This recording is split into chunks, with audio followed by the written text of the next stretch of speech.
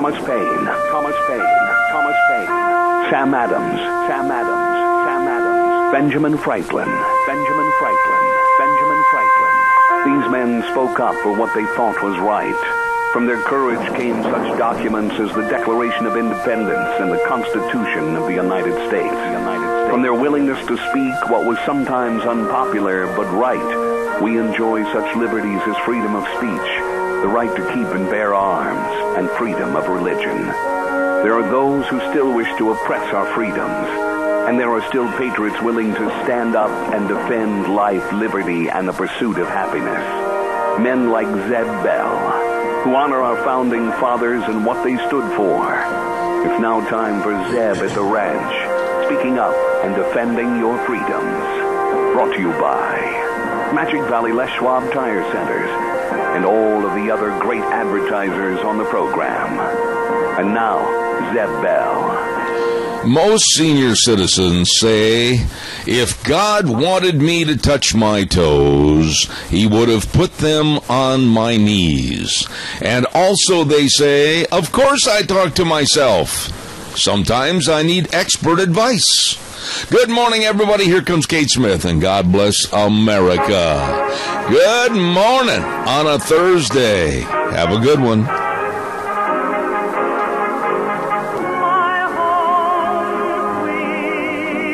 I love that lady singing. I always have, ever since I was a little bitty boy. Thank you, Kate Smith. God bless America. Good morning, everybody. I'm Zeb Bell, Zeb at the Ranch, with our major sponsor, your Magic Valley Les Schwab Tire Centers, all 7 locations serving you, along with some of our great advertisers, and they are Western Way Services, always at your disposal, along with Ramsey Heating and Electric at 2600 Overland Avenue in Burley, and Valleywide Home and Ranch, 910 South Oneida in Rupert. Everything for the farm, the home, and the ranch. Oh, by the way, too, don't forget, Ted's Diesel Electric is moving to 635 21st Street in Hayburn. They're going to be at the new location and should be ready to go by September 8th. They're moving right now, and if you need to call Doug, call him at 431-5282. Ted's Diesel and Electric.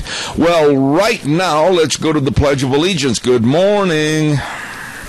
Good morning, sir. Evidently, it's you. Yes, sir. All right, go ahead. I pledge allegiance to the flag of the United States of America and to the republic for which it stands, one nation, under God, indivisible, with liberty and justice for all. Very well done, Wheels. Very well done. Thank you, sir. Hey, right now it's time for the weather, and the weather's brought to you by Cheney Flooring and Home Design. And we're going to be talking live and direct to Kyle a little bit later on this morning. Cheney Flooring and Home Design, 1228 Oakley Avenue in Burley, 678-6945. Look for the blue door. They've got all your kitchen construction, carpet and flooring, home decor items, whatever you need to make your house a home at Cheney Flooring and Home Design. Absolutely some great, great folks. Good morning. Here comes the weather. Here's a look at your weather as it almost is starting to feel a little bit like fall. Winds out of the southwest today. Looking at sunny skies, high right near 88 tonight as we move on into the evening hours. We do have a slight chance of rain showers and or thunderstorms, kind of like last night. Low right near 55. For tomorrow, partly cloudy skies, high of 90 with an overnight low of 65. Then for Saturday, chance of rain showers and thunderstorms as we're going to have partly to mostly cloudy skies, high of 85. And then for Sunday, cooling down to the upper 70s. That's your weather forecast for Zeb at the Ranch. All right, Gina, thank you so much. And Cheney Flooring and Home Design bringing you the weather, and they're located at 1228 Oakley Avenue in Burley. Look for the blue door. Merv May, come on in here. All right, hey, good set of steer calves there, here to get all the 31 moment hand 30. Oh, my goodness, that's the chant of the world's best auctioneer. I could listen to him all day long. Merv May over at the Burley Livestock Sale Yard, 1100 Occidental Avenue in Burley. Number to call for consignments and or sale information, 678-9411. Merv May, K. Draghi, Lance Udy, the sale that works for you. Sale time today, 10:30 a.m. They're going to have from the P-Bar S Dairy over in Malta, 20 head of Holstein heifers from the Ward Dairy in Burley. Hello, Wards. How you doing? Butcher cows coming in. TLK Dairy out of Mountain Home bringing down some butcher cows. And Max Madrigal over to Paul. Hello, Max. 20 head of mixed yearlings. And, of course, a good trailer line run. Starting at 10:30 this morning at the Burley Livestock Sale Yard, 1100 Occidental Avenue in Burley. Merv, sell those steers. All right, a good set of steer calves there, here to get $31, 1.5, 31, 1.5, and 32, 2.5, 3.5, 134, 4.5, and 5.5, 5.5, 130, 550, 135, and $7.35. Zeb Bell, get the bottom again. Oh, my. Hey, I want to tell you, we're going to be doing something new every Thursday during football season, so be ready at 9:12 this morning, right in that area. We're going to have the Zeb's High School Football Game of the Week pick brought to you by Denny's Restaurant at 611 Overland in Burley. Now, let me give you a quick synopsis of how it is so you can be prepared for it.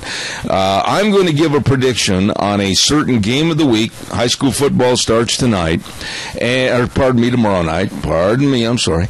And what you have to do between now, today, Thursday, and tomorrow at noon on Friday, you have to email me with your pick as to the winner of the game and the closest to the final score. If you have the right team and the closest to the final score, you will win a Grand Slam breakfast from Denny's at 611 Overland in Burley. Woo-hoo-hoo, good food at Denny's. We'll tell you more at 9:12 this morning. Also want to remind you, too, about our friends at Ramsey Heating and Electric at 2600 Overland Avenue in Burley. And we're getting ready for Patriots Day and the Hats Off to Farmers campaign starting on September 10th. Oh, yeah, we're going to be there with a remote broadcast, and we invite everybody to come on down. And we're going to have something special that we're going to be announcing about in next Monday on the program about that, so don't miss that. Also, don't forget they've got all your air filters for your air conditioners. Going to be a little warm this weekend, they said, so you stop in for all your heating and cooling needs at Ramsey Heating and Electric, 2600 Overland Avenue in Burley, where they provide warm winters and cool summers. By the way, too, before we get rolling here this morning, I want to say thank you to Valley White Home and Ranch. They absolutely have just opened the doors and said, come on in, we'll help you. They want to issue a congratulations to Minidoka County and Cassia County Fairs, all the kids, great job, and they want to thank everybody for the business during the fair season this summer. And remind you, too, if you want to take a couple of days off and just kind of get lost up in the hills and maybe do a little fishing, they've got all your fishing equipment, all the license. You got to have a license to go fishing. Rods and reels, everything over there in their fishing department. And don't forget, as we draw closer to fall, they've got all your feed needs for your livestock, everything at Valley White Home and Ranch, 910 South Oneida in Rupert. And every Thursday, all day long, any size soft drink from the fountain, only 50 cents. That's today at Valley White Home and Ranch, 910 South Oneida in Rupert. Now it's your turn. 436-2244, 1-866-927-4587. Absolutely tragic. Absolutely scary.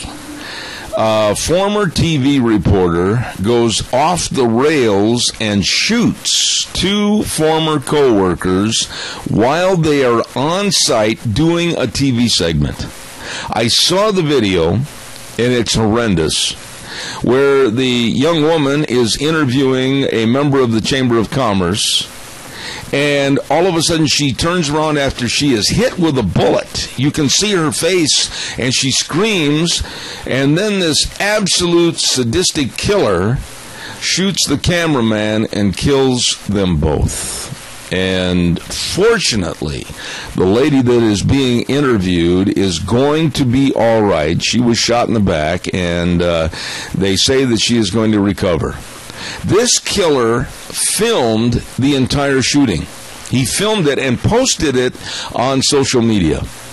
And also, he sent to an ABC station a 23-page manifesto of why he was doing this. He was nuts. This black gay man, and he was, that's how it's been reported, that's how we're going to say it this morning, a gay black man had been fired from many, many businesses and also other TV stations. He was not an employee that you wanted to be around. And he took the coward's way out and shot himself after the state police were hot on his trail.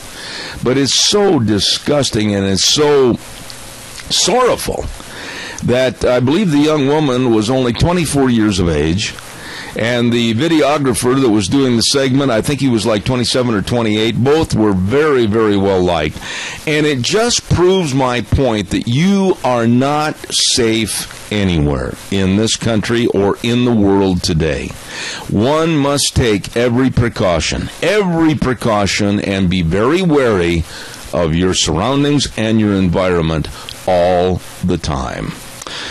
Calls are welcome, 436-2244, 1-866-927-4587. By the way, we mentioned Denny's Restaurant a little bit ago at 611 Overland in Burley, and also they have another new location at 291 Pole Line Road in Twin Falls. Oh my, have you had one of those fantastic 4 cheese omelets, 3 egg omelets stuffed with 4 different cheeses, diced bacon, and fresh veggies? My favorite omelet. I love omelets. This is fantabulous. You got to stop in and check it out. Or the all-you-can-eat pancakes. Oh, they're out there in trouble. Denny's Restaurant, 611 Overland in Burley, the home of Zeb's Lunch Bunch. And don't forget the Denny's football forecast pick coming up at 9:12 this morning. Be a part of it. Want to also remind you that, boy, we know that summer is just about ready to come to a screeching halt when we start telling you about the Twin Falls County Fair and Rodeo. Yep, Country Flair at the Fair, September 2nd through the 7th, the 99th Annual Twin Falls County Fair and Magic Valley Stampede. Man, they're going to have all kinds of fun over there. Don't you miss it. I'll guarantee you they're going to have special events at the rodeo, the Magic Valley Stampede. You don't want to miss a minute of that. And, of course, they're going to have the All-Star Monster Truck on September 2nd. That's a Wednesday at 7 p.m. right there in the rodeo arena.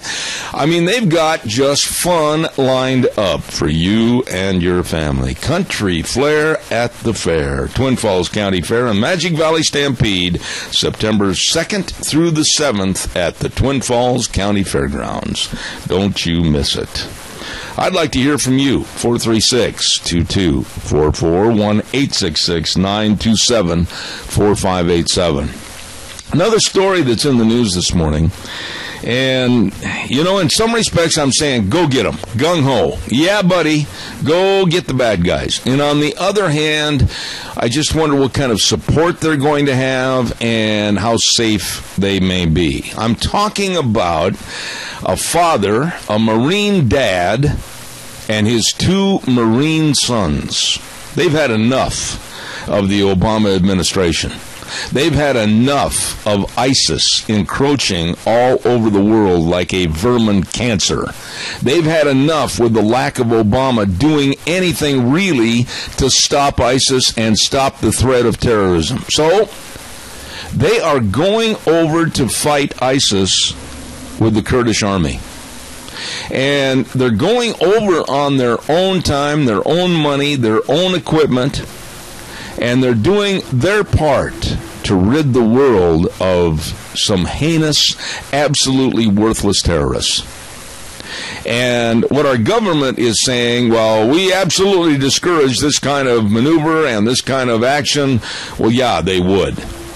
But I just really question and wonder how safe they're going to be and how they will obtain the weapons, or if something happens and they get caught. I mean, these people are really hanging themselves out on the clothesline. But yet, on the other hand, you have to admire them. A father and his 2 Marine sons have had enough of what's going on in the world, and you have to admire them for saying, we're going to go get the bad guys, or at least some of the bad guys, and try to make this world a little safer. What are your thoughts about this? Give me a call, 436-2244, 1-866-927-4587. While I'm waiting for your call that I know is coming in, I know you're just racing to the phone to dial that number right now. At least I hope you are. Don't forget Minnecasia Sales, 1321 East Main Street in Burley. Zach and the rest of the crew. Oh, Zach, one of the nicest people I've ever had a chance to visit with. And they've got all your lumber, they've got all your shingles, they've got all your windows with the Western windows to save on your heating and cooling bills. They've got all the Tartar Farm and Ranch gates and panels. I mean, their inventory is outstanding. I mean, and amazing. So stop in and see them today. Minnecasia Sales, 1321 East Main Street in Burley, right across from the airport, and they bring you Dr. History on Tuesdays. Calls are welcome. 436-2244, 1-866-927-4587. While I'm waiting again for your call, I want to remind you, too, happy birthday to Sharon Hardy Mills. Tomorrow is Sharon's birthday on Friday. I won't be on the air on Fridays, never am. And we wanted to wish her a very, very happy birthday up there in Albion. There you go. I mentioned on the program the other day about Curt Schilling, former Major League, one of the great Major League baseball pitchers, and now a ESPN personality. Well, he's been suspended. I told you this story yesterday, and Scott Greer with the Daily Caller put out a story about this, and basically, I'm not going to use some of the language that was in the story, but he absolutely slammed ESPN for not having any, and you can fill in the blanks.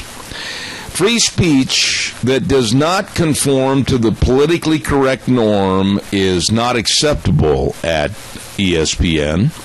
And ESPN found themselves suspending Curt Schilling because what he had done is compared radical Islam terrorism to Nazi Germany. Yeah, that's what he said. He said the Muslims, radical Muslims, are like Hitler's Nazi Germany. And they're trying to take over. They're trying to kill. And Curt Schilling did not say anything that was out of the norm or out of bounds as far as any of us would think. But this appeasing of Muslims and basically don't stir the pot attitude is getting so big in this country. ESPN called him in and said, "You're toast for a while. We're going to suspend you." Well, you know, it's not the first time they've done this.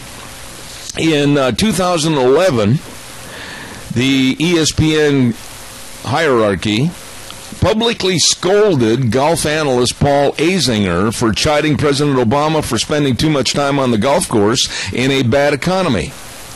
And ESPN said that Azinger was not allowed to engage in political commentary on social media and said that kind of talk should be best left to those in that field. Oh, free speech in this country? Not anymore. And yet, at the same time, they, ESPN, came out and promoted the cause of Bruce Jenner. Now, I will not call Bruce Jenner by the female name that he has adopted. Jenner's transsexuality certainly was a political issue and fiercely divided people, but ESPN absolutely took up the cross for Bruce Jenner. And anybody that said anything differently was either let go or hushed. And here's something to consider, and this is part of the story by Scott Greer. Saying Obama golfs too much, supposedly by ESPN, is out of line. But saying the Redskins' names is akin to slavery, that's okay. Hugging a co-worker like Harold, I'm trying to remember his last name now, the baseball player, and Harold Reynolds. I remember this occasion. He was going on the stage of ESPN for a baseball report, and he hugged his co-worker as she walked off the stage, and ESPN says, "Don't do that, you're going to be suspended." So hugging a co-worker is unacceptable, but possibly helping your buddy murder someone is just a mistake from the past. And what they're referring to right there are some of the things that happened in pro football with some of the leading players over the last couple of years and some of the cover-ups that they've had with law enforcement. And again, most importantly, you can't say radical Islam, but you can claim that Bruce Jenner and his female name, he now is the most courageous person in America. How sick and how perverted. And ESPN, I used to love watching that network. I used to just absolutely get up in the morning on weekends and just turn it on and leave it there all day long. Absolutely not anymore. They have turned into a liberal sleaze. ESPN no longer is welcome in my home. Calls are welcome, 436-2244, 1-866-927-4587. What are your thoughts on this? Come on, give me a jingle. I'd like to hear from you this morning, please. By the way, a couple of things I want to remind you of real quick. Sophie's Chatterbox, 530 East Street on the Square in Rupert. Every Monday, we have a contest to give away a half dozen delicious cinnamon rolls. Oh, buddy, they are delicious. And you can stop in 6 to 6 weekdays, 6 to 2 on weekends. Great, great restaurant, great bakery. Sophie's Chatterbox, 530 East Street on the Square in Rupert. Don't you miss it. And also, by the way, I want to remind you, too, that I just really am impressed with Mount Harrison Audiology. Wow, Christine Pickup. She knows so much about hearing. She knows how to help you with your hearing. She knows that if you have a hearing problem, many, many, many times, most of the time, it can be corrected. Please call her today for a hearing screening. I did. I'm so glad I did.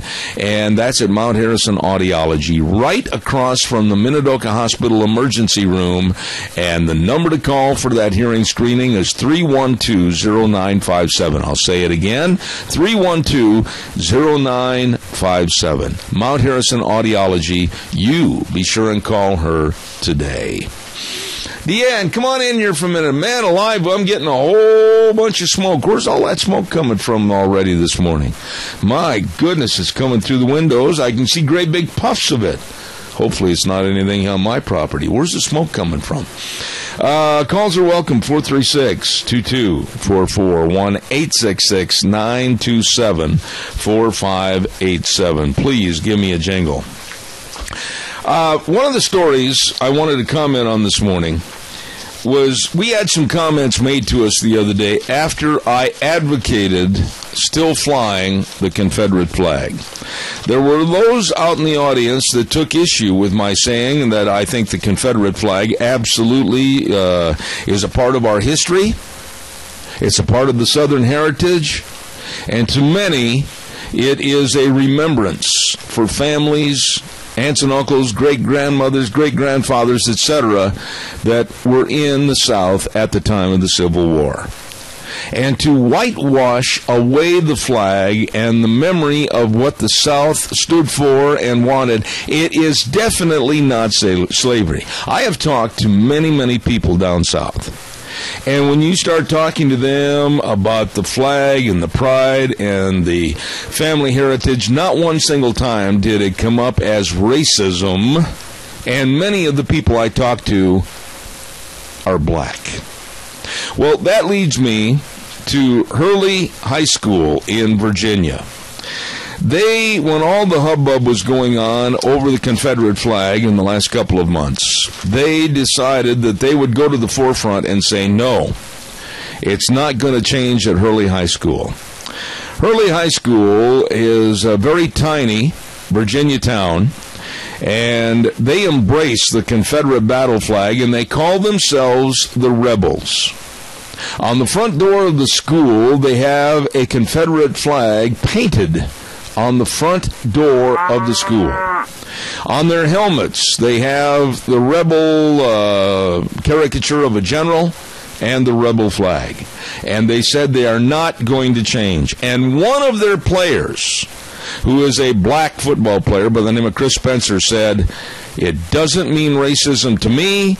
I just look at it as a flag. It's our mascot. It means our school." We'll have more in a minute. Caller, good morning. You're on the air. Good morning, Zeb. I don't think that the Confederate flag is racist in any way. that isn't why I called in. I called in to tell you I went to see Russ yesterday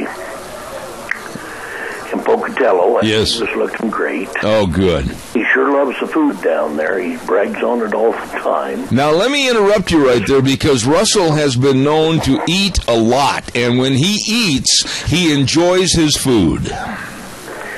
Well, I've been down there 3 times since he's been in to see him. And every time he's tried to get me to go to dinner with him or lunch with him. And usually that's right when I've got my doctor's appointment up there, so I can't do it. But yet I take a minute to see him, and he just really is looking good. All right. He started therapy. I think he's on his 4th session today. He said the first one, it really hurt him. And he said the second one was fine. And he was just about ready to go to the 3rd one yesterday when I was there, so he didn't go. But his caretaker from Burley was there then, and they had a nurse come in from the state of Idaho and RN to inspect everything. The place is absolutely spotless. It's probably the cleanest hospital I've ever been in my life. Oh, my. I am really impressed with how they take care of him. He's got a roommate that is a Silver Star winner and a veteran of Korea. And they get along great. That guy just almost babysits Russ. He thinks so much of him. Well, good deal. Do anything, I'll get it for him. Well, I appreciate... They are really taking care of him. I noticed he had a few cards. And it kind of tickled me to see that, because people are paying attention. And, absolutely. You know, sending him some stuff to let him know they miss him. It surprised me. He had my picture on his wall over there. I didn't expect that, but it's kind of an honor for me. Absolutely. He didn't think that much of me. Absolutely. But anyway, I just wanted to let you know about Russell more than I wanted to do anything else this morning. All right. Well, Jerry, I do appreciate it. And by the way, now as I hang up with you this morning, I want to say thank you for that update. And I'm going to give his address so people can send more cards. I've got it right here in front of me. Jerry, I'll give it to you. And he does have a phone number. I don't have it where I'm at. All right. And he, you know, he can answer the phone, and he does. All right. He's called me once, and I've called him once. Actually, 2 times now. Okay, Jerry. I try to keep up on him as best I can. Well, we appreciate that. I'll keep reporting in when I go. All right, I'll give that address right now, as a matter of fact, and we'll get some more cards and letters sent to him. Jerry, God bless you, man. Thank you so much. All right. He's talking about Russell Smith. And Russell, of course, a real hero. 3 times Purple Heart recipient. And he was moved up to the Idaho State Veterans Home, 1957, Alvin Ricken Drive. Room 70 in Pocatello, 83201. Anyone that needs that address to send Russell a card, please let me know, and I'll get it to you. Hey, by the way, Josh Mays Horseshoeing, J&W Horseshoeing, and the number to call, 432-2260 or 410-1837. And till the end of this month, which is next Monday, you can still call him, get set up for a trimming for just $20 on your horse. $20, that's all. From draft horses to ponies, they do a great job. Josh Mays, J&W Horseshoeing, 432-2260, 410-1837. Please call them today, okay? All right, give me a jingle, 436-2244, 1-866-927-4587. I was talking about Hurley, Virginia, and the students with the embracing of the Confederate flag and also the rebel mascot. And here's what the high school principal, Pam Tester, said. It means heritage, not hate. You won't find a single person in Hurley who thinks different. And more of the nation, most of our nation right now, absolutely trying to do away, hide, or diminish, or throw away the Confederate flag. And Rebels, I didn't know this, but Rebels is the nickname at roughly 200 high schools across the United States. And these days, they are reviewing the name and whether they should keep the name. Now, Southside High School in Fort Smith, Arkansas, is phasing out its Rebels name and ending Dixie as its fight song. Vestavia Hills High School in Alabama is rebranding its Rebels, keeping the name but eliminating some of the symbols. Isn't that terrible? And I know my high school reunion took place last week, the 50th. I didn't get a chance to go because of other business commitments. But we had changed. You've heard me say this story before. We had changed our name back in 1962 from the Fort Atkinson Cardinals to the Fort Atkinson Blackhawks. And it was amazing when we changed to honor the name Blackhawk, with the name being originated by Chief Blackhawk and the Blackhawk Indian Wars.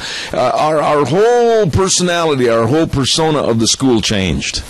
And we started winning games. I'm telling you, everybody really honored that mascot and the name Blackhawks. And now today, there is a purging going on. It's not just the Rebels, it's not just the Confederate flag. There is a purging trying to change all of these names into milquetoast names. And there is a movement to get rid of the Blackhawks. You know, of course, the Chicago Blackhawks hockey team. And it filters on down. Whether it's the Atlanta Braves, whether it is the Kansas City Chiefs or the Washington Redskins, everybody's trying to purge every name that they think is offensive. I say, leave it alone. Calls welcome, 436-2244, 1-866-927-4587. While I'm waiting for your call, I want to remind you, too, about Berry Equipment and Rental. Oh, they've got 3 locations to serve you with the best of the equipment that you need to get the job done right. Addison Avenue West in Twin Falls, South Lincoln in Jerome, and 159 West Highway 30 in Burley. Oh, they've got the big Doosan loaders. My goodness. Great big tough dudes that can get the job done for you. And if you want to go in and check them out, right there on Highway 30, they've got a couple of them parked right there. And I mean, these are tough, rugged, and time savers. Check it out at Berry Equipment and Rental. The store hours, Monday through Friday, 7:30 to 5:30, Saturday, 8 to 5, closed on Sundays. Berry Equipment and Rental. Absolutely the best. Oh, my goodness, slow Thursday. Oh, come on. Get on the phone and give me a call. 436-2244, 1-866-927-4587. You know, yesterday we had Nick Greenwell on the phone, and we were talking to him about Burley Physical Therapy and Rehabilitation at 1263 Bennett Avenue, Suite 2 in Burley. I learned a lot from talking to him about the arthritis and about injuries and about the atrophication of muscles and everything. And I'll tell you what, you better get in there and get yourself back to feeling like you. All you have to do is call and make an appointment for all the exercising. And, of course, they've got a great staff of physical therapists at Burley Physical Therapy and Rehabilitation, 1263 Bennett Avenue, Suite 2 in Burley. Here's the number, 678-1191. 678-1191. What are your thoughts? Are you in favor of a purging, of an absolute erasing of the flag, the Confederate flag, and anything to do with rebels? I mean, my goodness, taking down the caricature of a Confederate general. And one of the people that was interviewed down in Hurley High School in Virginia said that the flag denoted courage, valor, and states' rights. It was not adopted really for anything connected with slavery or hatred or anything that those who are saying get rid of the flag know anything about. Caller, good morning. You're on the air. Morning, Seb. I think it's just absolutely a ridiculous even concept. Look at the bigger issues that we're dealing with in our own country, with the killing of children and dishonoring and disgracing of our soldiers that are doing the right thing, and people are worried about a name. just blows my mind. You know, you bring up a really good point. The things that are most important in life, our family, human beings in general, their welfare, etc., that's pushed to the side, and we're more involved in political correctness and trying to remove or erase or whitewash part of our history. I absolutely am aghast that we're this stupid. Well, and that was my whole point, is people are putting, you know, the killing of children with Planned Parenthood and like our soldiers just so they could save some feelings on the political correctness stuff that just drives me crazy. Yeah. One of the comments that was made, caller, by one of the football players is that when USA Today went down there to Hurley to interview some of the players and some of the parents, etc., about the flag, they were really afraid that with the national exposure that this newspaper article would bring them, that they would have the PC police stalking up and down in front of the school. And one of the players said, it has nothing to do with hatred or anything else. We're one big family here. You can see that tonight. All the players, white and black, ran out onto the field proudly under the banner of Hurley High School's General and Confederate flag. Oh, and that's great. That'd be like calling Murtaugh Red Devils a satanic cult and starting a witch hunt. It don't make any sense. Yeah. You know, where are they going to draw the line on names? Who is going to say what is applicable and non-applicable? Who's going to say what is right and what is wrong? You know, we've got a PC police out there, and you know as well as I do that it's really going to be the downfall of many, many sports teams' names. It's going to be the downfall of many places that are on geographical maps. I mean, this whitewashing, this purging in political correctness is absolutely obscene. It's taken the joy and competition out of everything that our country has. Look at what our country has. Our baseball teams, our football teams, and everything like that. There's not another country that has what we have, and they're trying to ruin it all. Well, trying is a good word, and we all need to fight it. I mean, there are a lot of schools that have not changed. There are a lot of schools that have said, no, we're going to bow our necks and we're going to go against it. I don't care if it's the Buell Indians or whatever the name of the school might be.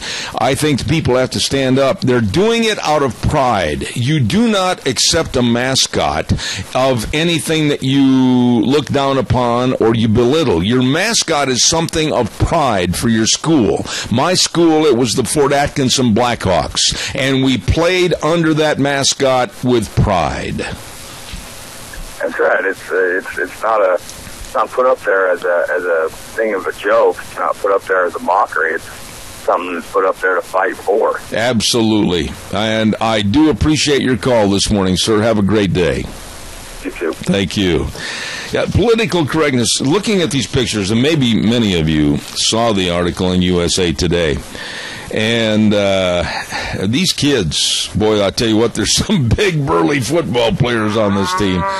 They are proud of their school, and they are proud of their mascot. And one of the players, hold on, caller, one of the players who is black had the name Rebel and the flag tattooed to his arm.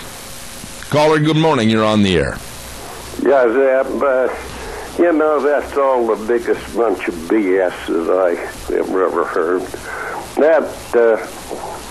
Leave it the way it is.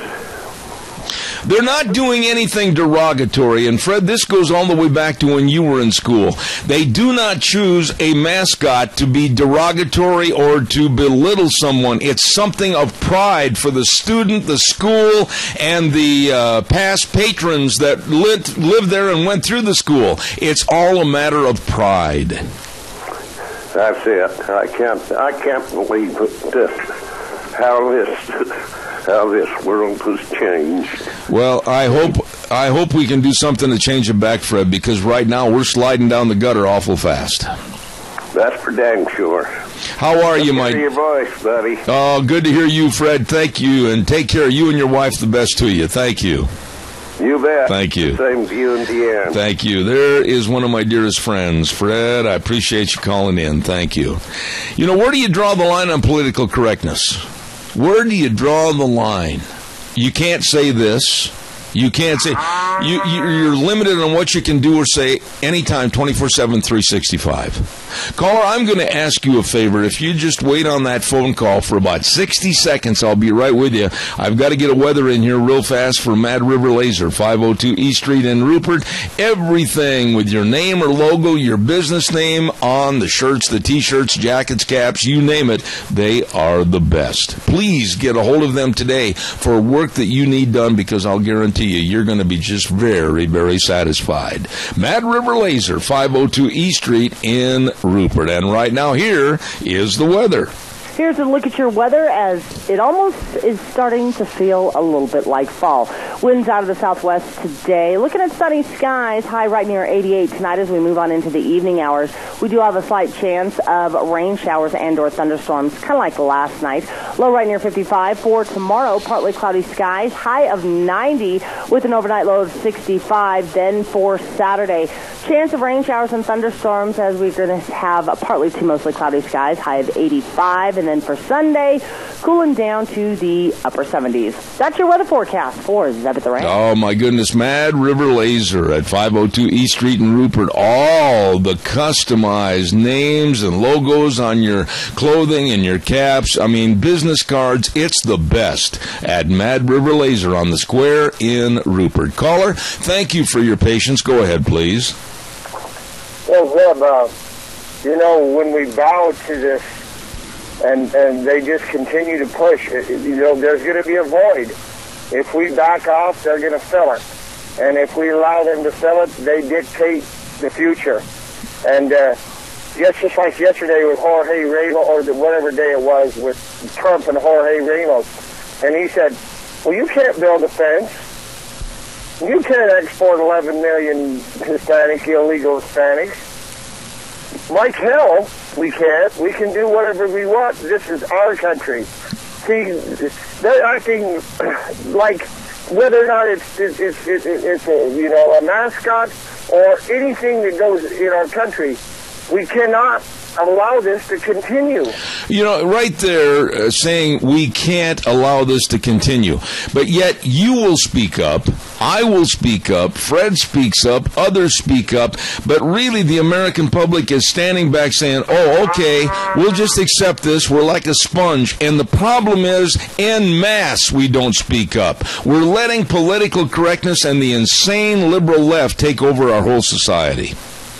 Well, of course, and again, thank God Trump is doing what he's doing. Whether or not he wins or not, whether or not you like him or not, he's changing the dynamic of this whole race. Oh, absolutely. Couldn't agree more. Very well stated. Randy, good to hear from you, buddy. Take care of yourself.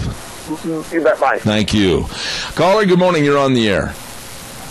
Yeah, good morning, Zeb. As if we didn't have enough problems in regards to all the people coming into this country, you realize we can't mention the Bible or God in school, have prayers, all that kind of things that you and I probably grew up with.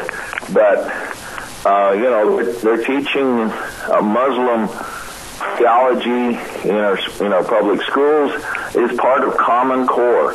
So as our kids are starting school, it's part of Common Core, and it's just absolutely evil that we allow worship of a Babylonian moon god to be brought into our schools to replace the God of the Bible, and it's happening. And so, folks, as your kids, as you're thinking about what's going on with our schools and our system and so forth, it's just not the physical facilities, it's what these kids are being taught.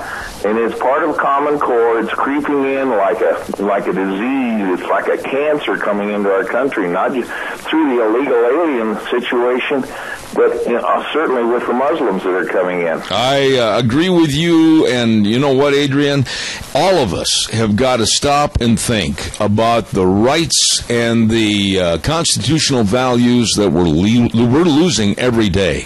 Every single day there's an erosion of what this country stands for and all the blood, sweat, and tears that was given for us. Well, absolutely, and what you were just saying there, Christians, we better wake up. Hello, wake up, because we're losing our country. We're still in a majority, but we're letting a 2% or less minority define God of the Bible marriage.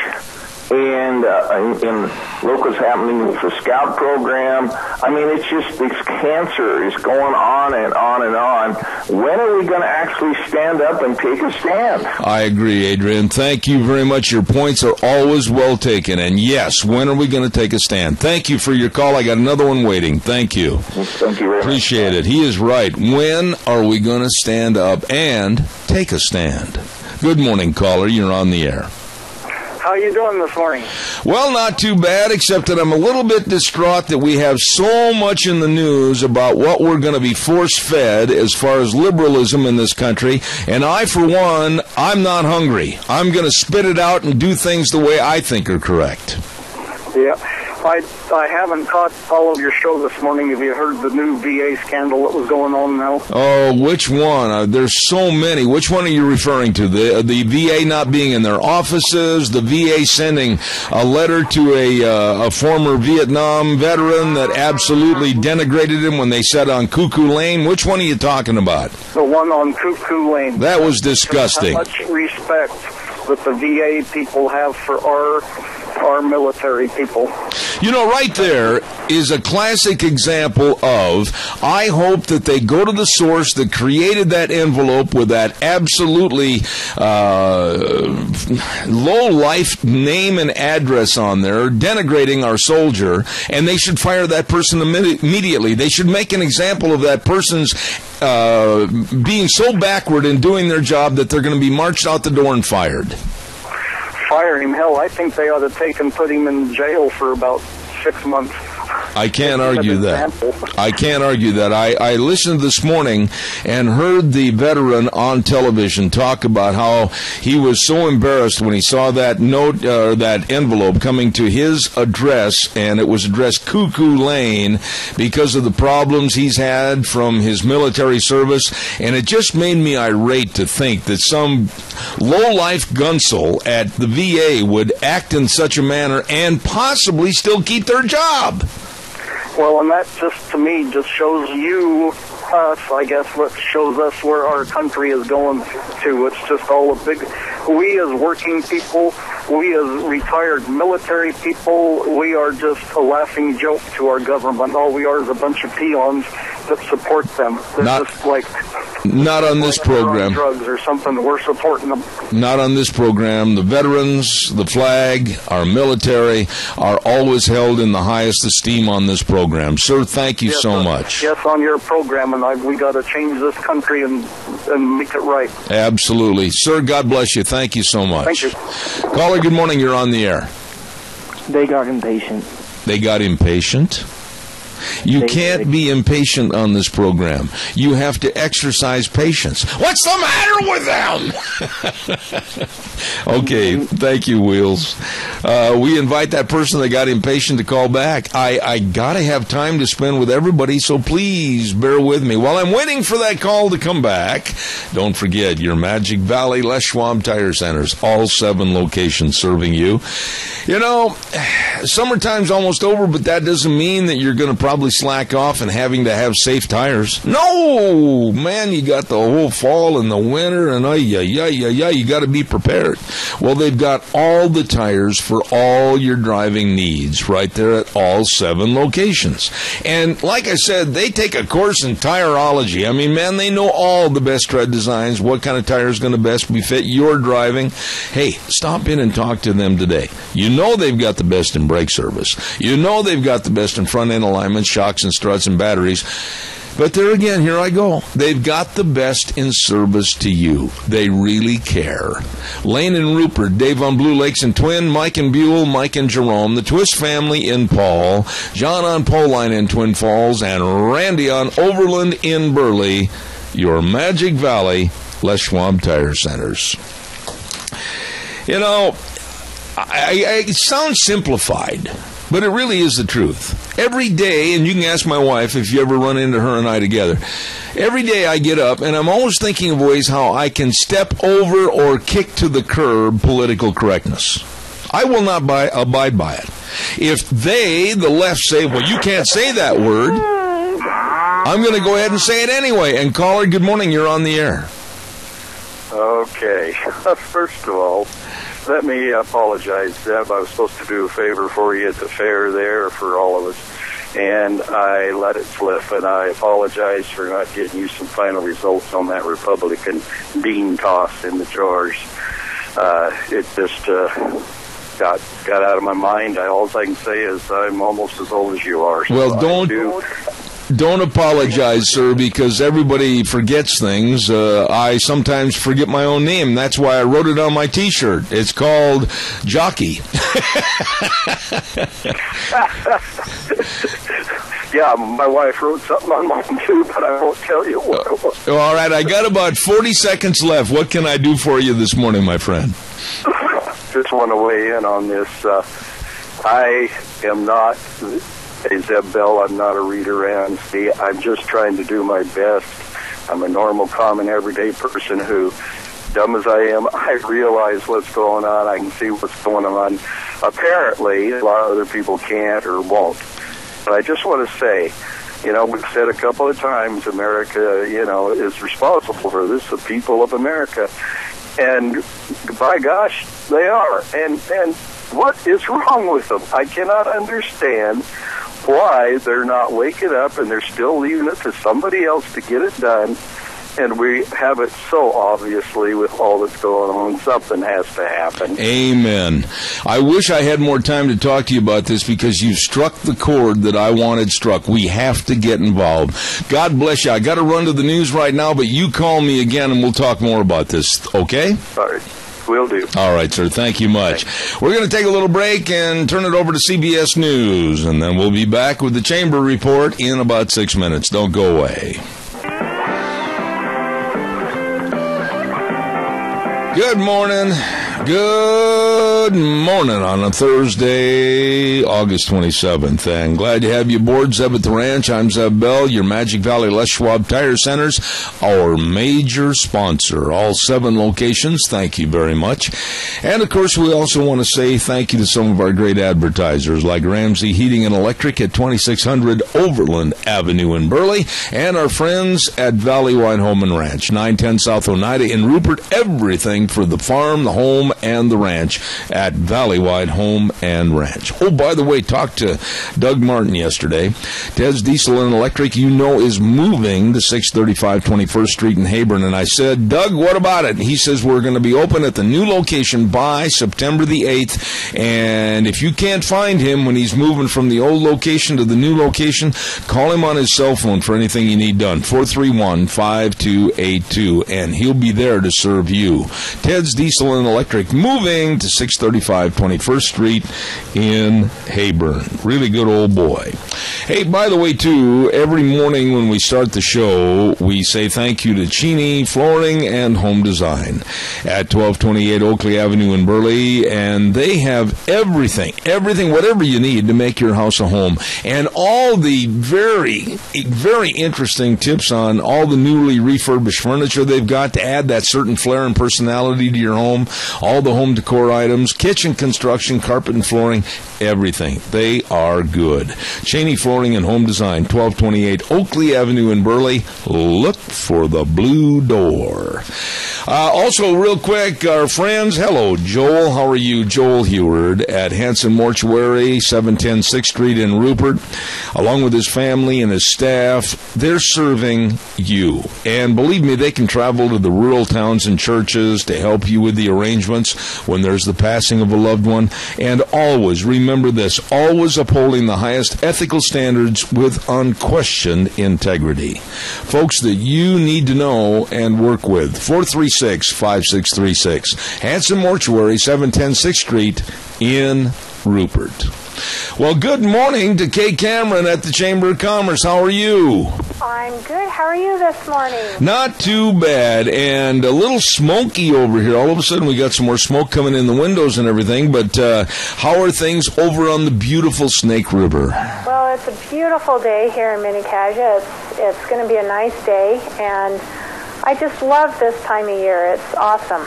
Okay, well, now this time of year, can you believe that we're into the last full week of August? August, I know. We all sent kids back to school this week. If you had kids, school started this week, and that's always an exciting time of year, but it's also a good time to put out a reminder to everybody. I know you've heard this before.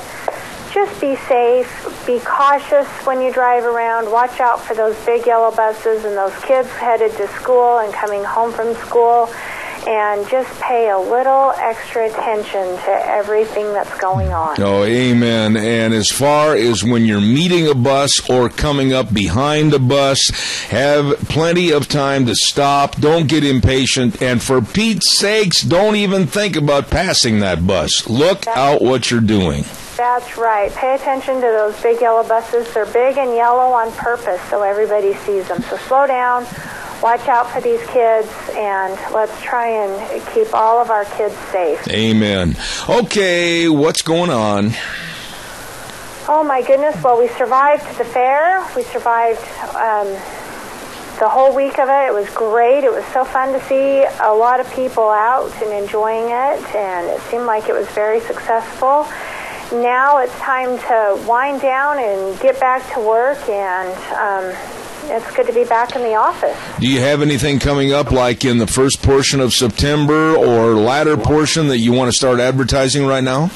Not in September, but in November we have our Farmer Business Appreciation Banquet, and we are seeking nominations for the Farmer of the Year and the Business Person of the Year. So if any listeners out there know somebody who is worthy to receive those awards, please contact us so we can get a nomination filled out and we can collect that information so we can submit that to our selection committee that selects the Farmer of the Year and the Business Person of the Year for 2015. I would imagine that every year it's not hard to get candidates because there's a lot of great farmers and business people, so you should have an ample list to choose from. Absolutely. We really are blessed and live in such a wonderful community that we are just chock full with great people. It's a great community to work for, and we have great people to work for and work with, and so we're very fortunate in that manner. Do you know what starts tomorrow night, and I'm excited about it? Football season. That's right. It is football season coming up. So, high school football will be starting here before you know it, and pro football season and college football season, it is that time of year. All right. Anything else you want to report on from the Chamber of Commerce? This lovely lady and her staff always serving everybody. Coming up on Saturday, if people are looking for something to do, it's the Paul Palooza over in the city of Paul. Okay. We've got all kinds of fun activities and great food and games and all kinds of fun things. So that's from 11 to 3 Saturday in the Paul City Park, the Paul Palooza. Go check it out. I got to ask you, of all your time at the fairs this summer, what was the number one, Kay Cameron, number one food that you liked more than any other? Well, I tried something new this year that I hadn't seen at the fair before, and that was a quesadilla that had chicken and black beans and corn and salsa, and that was really delicious. It was something new that I hadn't had before. Uh-huh. But I have to say, I always love a hand-dipped corn dog. Corn dogs, yep. I had a little taste of maple bar, and that was quite delightful. Oh, my. Well, I'll tell you what, everybody's got to go to the fair and sample the food. And I'll tell you what, at Cassia and Minidoka, great food is available. Absolutely. Well, Kay, thank you. And sitting by the river, watching the ducks swim by, have a great day at the Minnecasia Chamber of Commerce. I will. Thank you. You too. God bless. Thank you very much. Very nice lady right there, Kay Cameron, and the Minnecasia Chamber of Commerce. Got to pay a bill, and then we've got something new we got to tell you about, so stay tuned for that. The Mayfair Sellers Men's Shop. They've got everything you need to go back to school in style. Oh, my goodness, you got a few days left of August where you can take advantage of a 25 to 50% off on T-shirts, jeans, shorts, hoodies, wallets, backpacks, brand names like DC, Quicksilver, and Lucky Brand. Oh, locally owned and operated for over 50 years in downtown Burley. The Seller Men's Shop at 1258 Overland in Burley. You stop in and see those good folks today. All right, here's what we have new. Now, I want you to listen carefully. Listen carefully because it starts today. This is now the Zeb's High School Football Game of the Week, brought to you by Denny's Restaurant, 611 Overland in Burley. Now, what I'm going to do, and I'm probably going to make some enemies, but you got to pick them fair and square, and I'm going to tell you exactly why I'm picking and what the score is going to be. I am going to make my prediction for the game that I selected as the game of the week, the high school game of the week. This week, it's going to be the Kimberly Bulldogs versus the Burley Bobcats. Last year, Kimberly finished the season 5-4, and last year, Burley finished the season 1-8. So, I'm going to give a pick and the score, and then you email me with your pick of the winner, either Kimberly or Burley, and the final score. And if you have the right team and the closest to the final score, you will be picked as a Grand Slam breakfast winner from Denny's at 611 Overland in Burley. Now, here's what I want you to do. I'm going to give you my prediction in just a moment, but write down my email. My email is Zeb, Z-E-B, at A-T, the, T-H-E-R-A-N-C-H, ranch, at hotmail.com. At hotmail.com. And I have to have these in before noon on Friday so that we can ascertain the winner. Or, if need be, you can call my cell phone and leave that on there, 312-2976 with your pick. And don't forget Denny's Restaurant, 611 Overland in Burley. Oh, my goodness, great food. You know that. Breakfast, lunch, and dinner at Denny's, and you might be the lucky winner of a Grand Slam breakfast. Here is my pick, and like I said, I'm going to put myself in the hot seat right off the bat. My pick between the Kimberly Bulldogs and the Burley Bobcats. I am picking Kimberly over Burley 24-14. So all you have to do is email me, zebattheranch@hotmail.com, with your pick in the Kimberly-Burley game and the score, and if you have the right team and the closest to the final score, you will win a Grand Slam breakfast from Denny's at 611 Overland in Burley. All right, get on that. zebattheranch@hotmail.com, or you can call my cell phone at 312-2976. Got it? All righty. Hey, by the way, too, let's not forget Let's Ride. Let's Ride. 270 Highway 24 between Rupert and Hayburn, and they've got all the ATVs over there, all the different sizes, all the different colors, all the accessories. Oh, and by the way, if you already have ATVs, maybe you need a little work on them. Well, by golly, they've got the world's best service department over there, too. So stop in at Let's Ride, 270 Highway 24 between Rupert and Hayburn. Yep, that's where the fun is sold. And by the way, too, if you're over on Highway 24, do not forget that Cameron and Siemens Insurance is located over there with the best of life insurance, health insurance, retirement planning, employee benefits. My goodness, they've got all the protection for you, your family, and your business. So get a hold of them. Very accessible and devoted to serving you, everybody, at Cameron and Siemens Insurance, Highway 24 in Rupert. Number to call for an appointment, 436-4424. I want to also remind you quickly about that football pick. Every week through the football season, high school football season, we are going to pick a certain game that's going to be the featured game. And don't forget, you can win that Grand Slam breakfast if you have the right team and closest to the final score. But I got to have them. by tomorrow noon, or you'll be ineligible. Remember, ZebAtTheRanch@hotmail.com, or you can call and leave it on my cell phone. Be sure and leave your name and your number at 312-2976. Okay, got you covered on that. There is going to be a huge, I mean really, really big horse sale coming up in just the not-too-distant future. And I want to brag a little bit about this family, and I want to brag a little bit about their horses. And that's, of course, the Zollinger Quarter Horse Ranch 27th Annual Production Sale coming up September 12th. 2015. Now, Jerry has taken over the sale, and they continue the tradition of great horses at this sale. You want great using horses? They're going to be there. ZollingerQuarterHorseRanch.com. You can look them up online.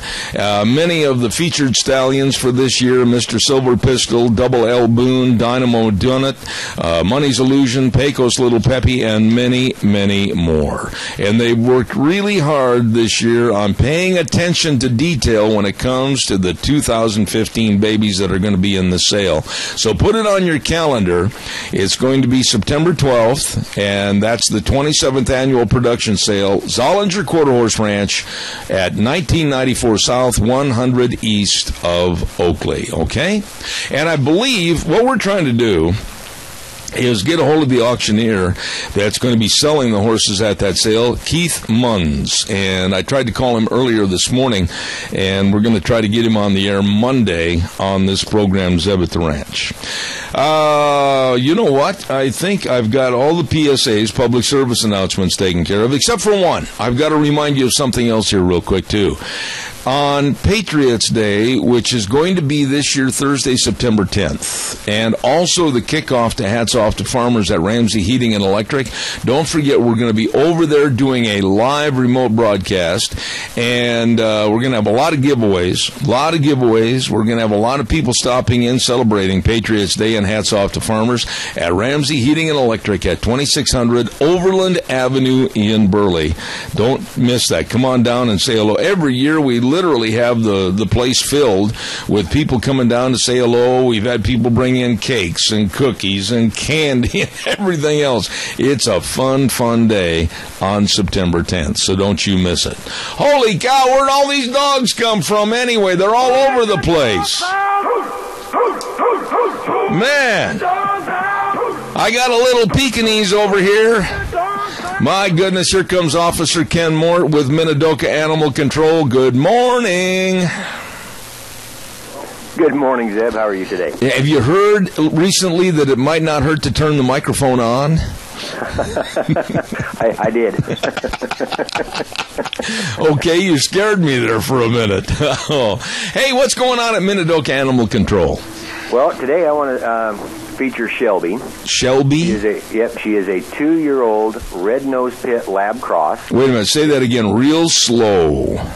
She is a 2-year-old red-nosed pit. Wait a minute, red-nosed pit. Hold on a second. Red-nosed pit? I've never heard of that. Yeah, they're a really red-colored type of pit bull. Okay. And they're actually called a red-nosed pit. Uh-huh. Like if you've got your gray-colored pits, they actually call them blue-nosed pits. Oh, well, back in Wisconsin in the cold winters back there, I was known as a red-nosed German. I can believe it. But she is a very friendly girl on that, loves being around people, knows basic commands, is good on a leash. She is not good with small dogs or cats.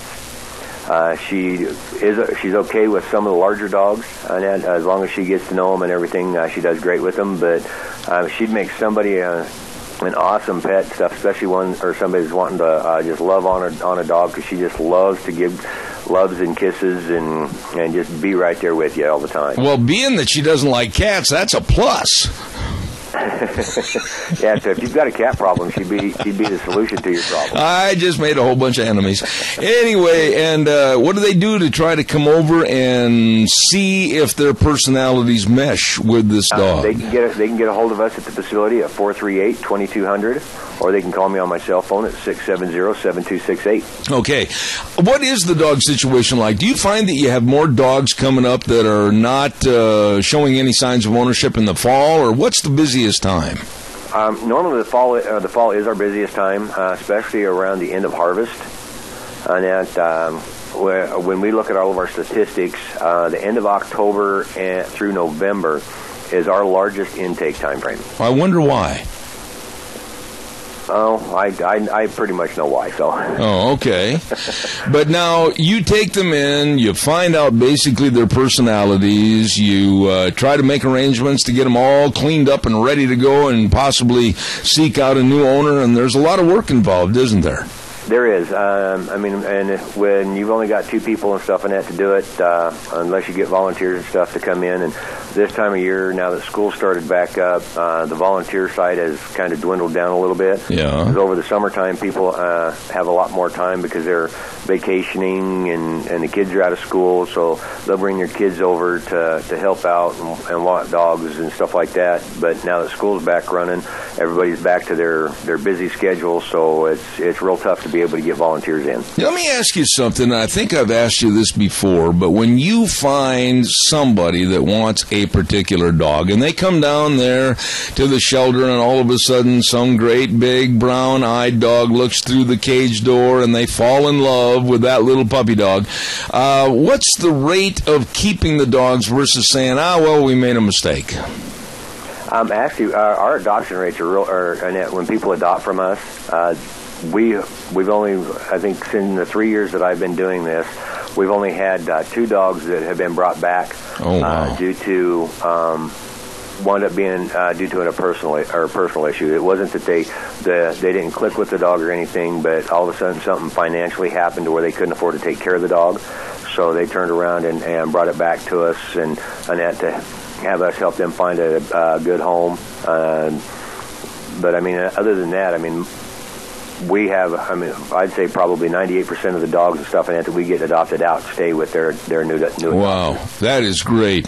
You know, we have a dog that I've talked about on the air before. He's not a social dog. I mean, he's nothing more, and I don't mean to degrade him, but he's a watchdog, and quite frankly, he's a security dog, and he loves us. I mean, he will just fall all over us and lick, and just jump on us and everything, but boy, woe betide anybody else that comes on the place.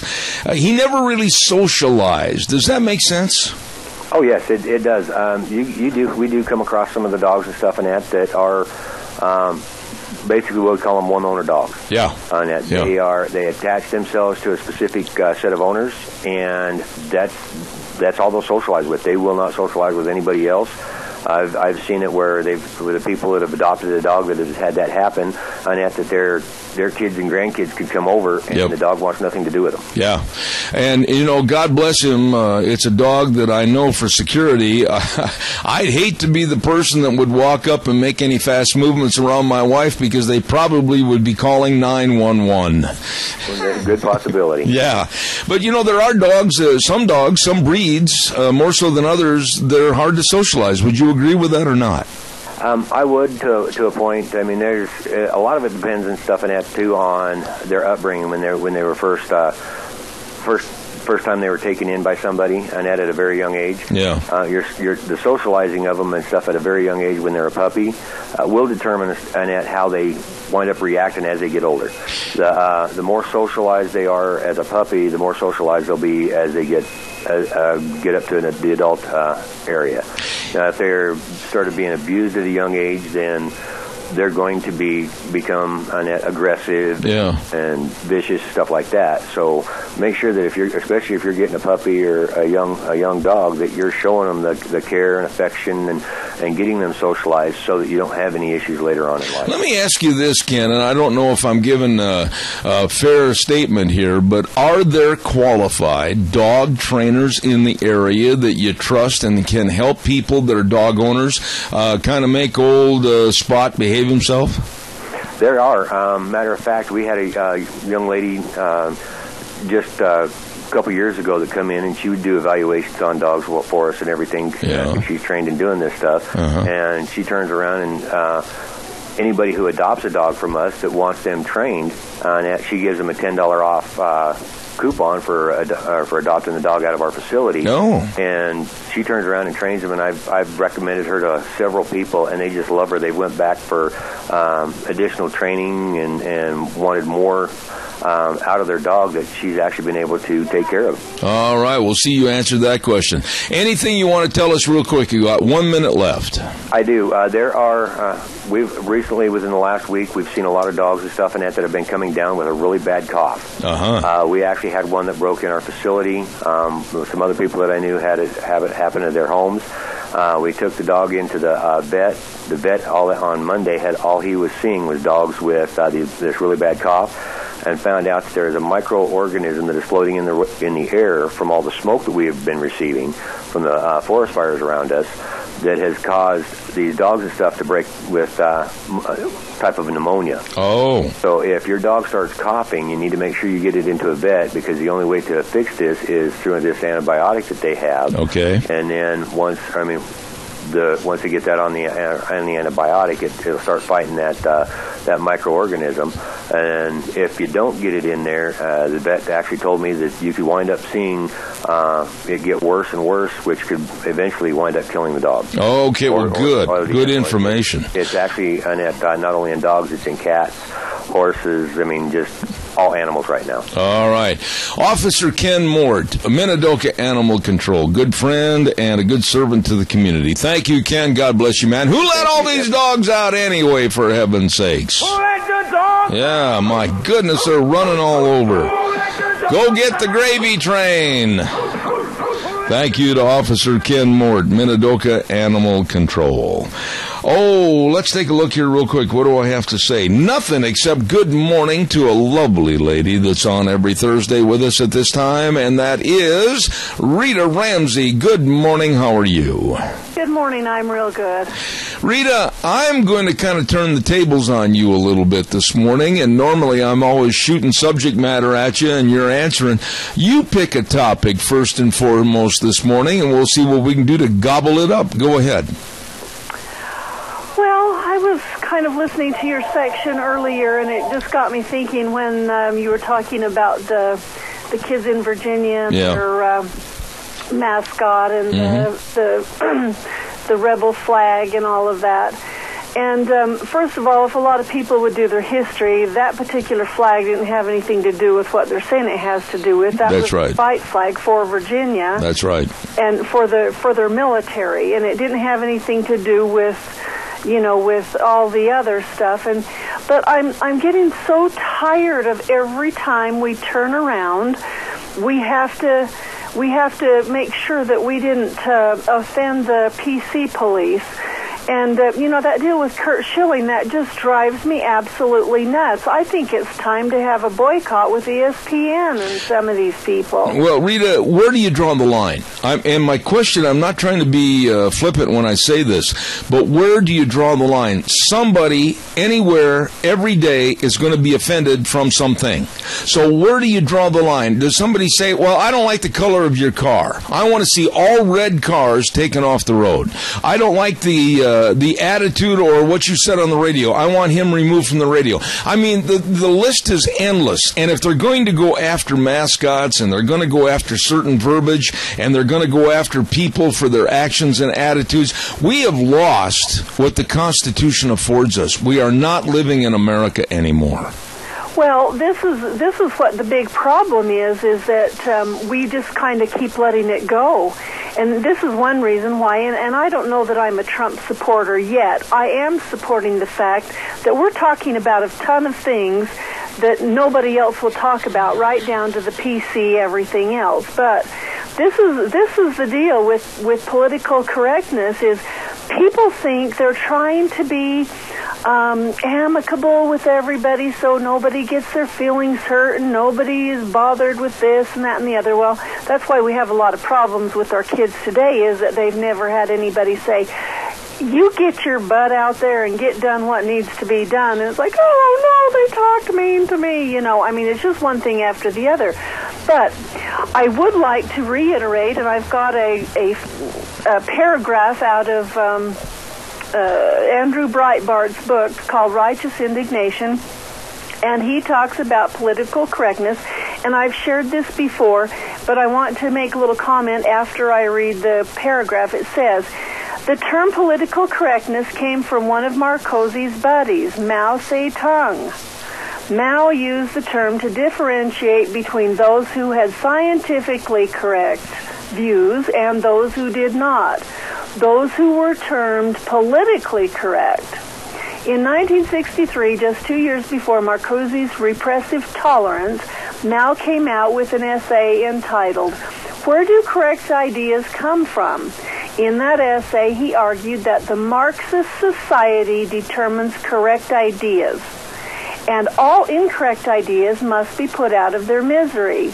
Mao thought it, Marcose thought it, and his ideological heirs think it, thought it, and still think it today. So this is what we've come down to, is we've come down to doing what Marxist societies are, determining who can say what and who can't say it, and it's basically just going back to communism and socialism the way that they did in countries where they started off with your head if you say the wrong thing. That's right. So what are we doing?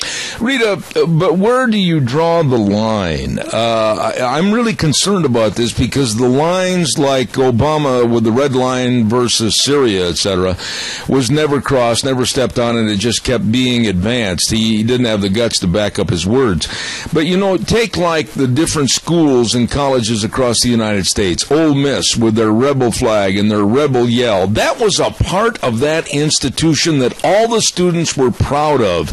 And there's the key word, pride. Nobody adopts a mascot or anything else that is going to be derogatory to the students or the school. And why would anybody think, I'll use my case again, Fort Atkinson Blackhawks. That's the high school mascot that we had. We chose Blackhawks because of the fighting, fierce pride that Chief Blackhawk and his tribe displayed during the Blackhawk Indian Wars. Why would we want to denigrate our own mascot? Well, the problem is that we don't. The bigger problem is that we go ahead and acquiesce into whatever they tell us that we have to do, which is communist. We need to start educating people and reminding people that this idea of PC correctness is communist, and we shouldn't have to do it. That's not America. And yet here we are settling into it, and it's okay, and we don't stand up for it and say, wait a minute, do you know what political correctness really means? I'll bet you 10 cents or $10 or $100 that if these kids were reading this paragraph and they sat down in an assembly, in a school assembly, and talked about what this really means and what political correctness is and how bowing to it is, they would just be mind-boggled and over the edge mad. And the same way with colleges. What's wrong with all these colleges? I thought they were the ones who were learning and so smart. Well, I'm very concerned that there is no limit. I'm very concerned that the liberal left, with their speech murder, that's what it's doing. They're murdering speech. They're murdering free speech in this country. They're telling us, well, we can't say certain things. We can't say anchor babies now, even though that's an absolute, very descriptive term of families that come here illegally to birth their babies so that they are anchored here in the United States. I'm going to continue to call them anchor babies. There are so many other terminologies, and there are so many other instances of political correctness I will not adhere to. Well, they don't even want you to say that those people are here illegally. That's right. That's right. I mean, they don't want you to bring that up. That's not fair to them. You shouldn't do that. Well, that's baloney. They're not here legally, which makes them illegal. And if they want to be called something besides illegal, maybe they better go back and back home and come in legally. Well, yeah, but the left always says, though, Rita, oh, well, we don't want to hurt anybody's feelings. And how can you be such a hate monger to say something that might hurt somebody's feelings? And I go back to what I said at the beginning. Where do you draw the line? Anything and everything can offend somebody at any time. Well, look what has happened with Trump. How many people has he offended since he announced that he was going to run? Yeah, numbers. He has offended probably numbers of them. And guess what he says about that? I don't really care if it offends you. That's right. Only you can become offended. If you're offended, it's because you let it happen. If I'm offended, it's because I let it happen. I have the choice to be offended or not. And so if I don't want to be offended, I just have to say, well, take it from the source and go on my merry way and live my life. Well, what I started off when I mentioned this 2 days ago about Curt Schilling and ESPN, I think it's despicable that something he sent out on a tweet, which really, when you think about it, he was 100% spot on, that radical Islam and the Muslims are like Nazi Germany, and now to have him basically being nailed to a cross with ESPN, and they say, oh, we're going to suspend you and everything else, and the only way he could try to keep his job was kowtow, bow down, and apologize profusely. First of all, I lost my respect for Curt, too. If he had any moxie, he would have told ESPN, no, I'm going to have the right to free speech on my own tweeting account. You are not going to tell me what to do. But this is the problem today. No matter what you say, somebody is going to be offended. Well, that's the whole issue. Is first of all, he didn't say anything offensive. He put some facts in there. That's right. And if those facts offended somebody, I'm sorry, it's history. And all I'm saying is, this didn't turn out very well back then. Maybe we better take a look at what's happening now and make sure it doesn't happen again. Well, the gist of the story also against ESPN, and it was written by Scott Greer, I know Scott, was that ESPN has taken a extremely liberal left position, like they did when they really honored and gave great pause for Bruce Jenner changing his sex and changing his name, but yet when somebody says something about Islam and radical Muslims, they lose their job. This is insane. Well, it is, and that's why I think it's time for all of the people who just watch sports just endlessly to start taking a stand and saying, you know what, this has got to come to an end. Fox won't say much about it, but I've heard on numbers of different like on Saturday morning radio and various different things. When Megyn Kelly started after Donald Trump, and then, of course, one of her infamous questions to Ted Cruz was, she started out, Senator Cruz, have you talked to God lately? Yeah. When she started in with that, making it the Megyn Kelly show instead of this is a debate and we want to hear everybody's ideas, there were numbers upon numbers and numbers and numbers of people that were really in an uproar, and they let Fox know it. I don't know whether they did it by quit watching their TV show or whether they just had emails that came in like crazy. But all of a sudden, they were mopping up after it happened, and that's why Megyn Kelly ended up with a vacation. That's right. Is because it was so hot and so many people were mad about it. Well, they need to do that with ESPN. Well, you just said something I want to follow up on. All of a sudden in our society, it has crept up on us, and now it's here like a cancer, that when people pray in public at a restaurant before their meal, or if somebody like me on the radio says, God bless, and I do frequently, or if I have a pastor or someone of religion on my program and we talk about prayer, oh my goodness, the creeps and the cretins come out of the woodwork and they denigrate us. They say everything they can to minimize that. And when Megyn Kelly said that, have you talked to God lately? I took that as a very defaming and kind of making him feel like less of a person. He should have said yes, and maybe if you did more often, you wouldn't have asked that question. Well, the thing of it is that that's probably what he should have said. But that question didn't have anything to do with the presidential debate. Absolutely. Nor did the question that she addressed to Trump right off the get-go. That was a sleazy, tactless question. Well, it was, and it was just absolutely the tact there was just disgusting. I turned her back when she went on vacation. I kind of watched it while she was gone, but these last couple of nights that since she's been back, I've totally turned it off. I'm not even going to watch this show anymore. It's interesting you would say that, because that has also been my modus operandi. I used to watch her frequently. I thought she had a good news program. I find her to be very biased. I think she's exercising her abilities as a lawyer in the wrong direction, and I will not watch it again. We've got a caller with a question. Quickly, caller, before I take a weather break. Go ahead. Hi, Rita and Zeb. Fast, go ahead. This Ramos, Geraldo, or whatever. No, his name is Jorge Ramos. Jorge Ramos. Okay, he has us to a real disadvantage in the fact that every Hispanic has this Univision on their television. And how can we defend that?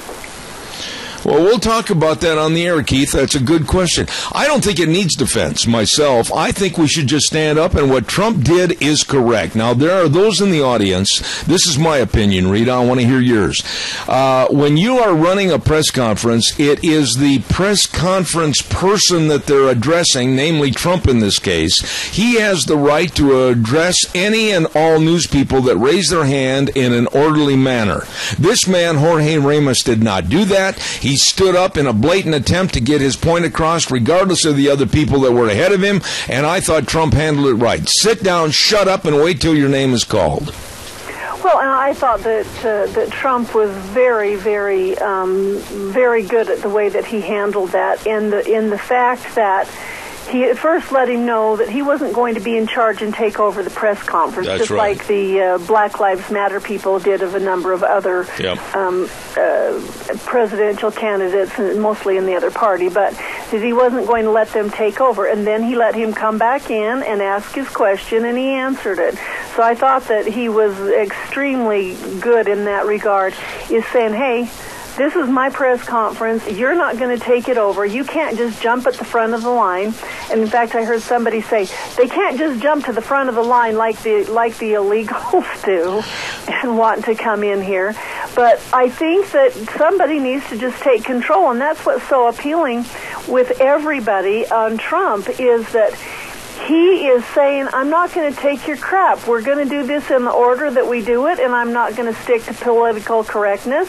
And if I have somebody that's trying to destroy me, okay, I'll go to their tactics, and I'll call them names too. Absolutely. Just like he did with Megan. I think some of the things he said were a little bit, probably more junior high-ish, but it was pretty good because we got the point.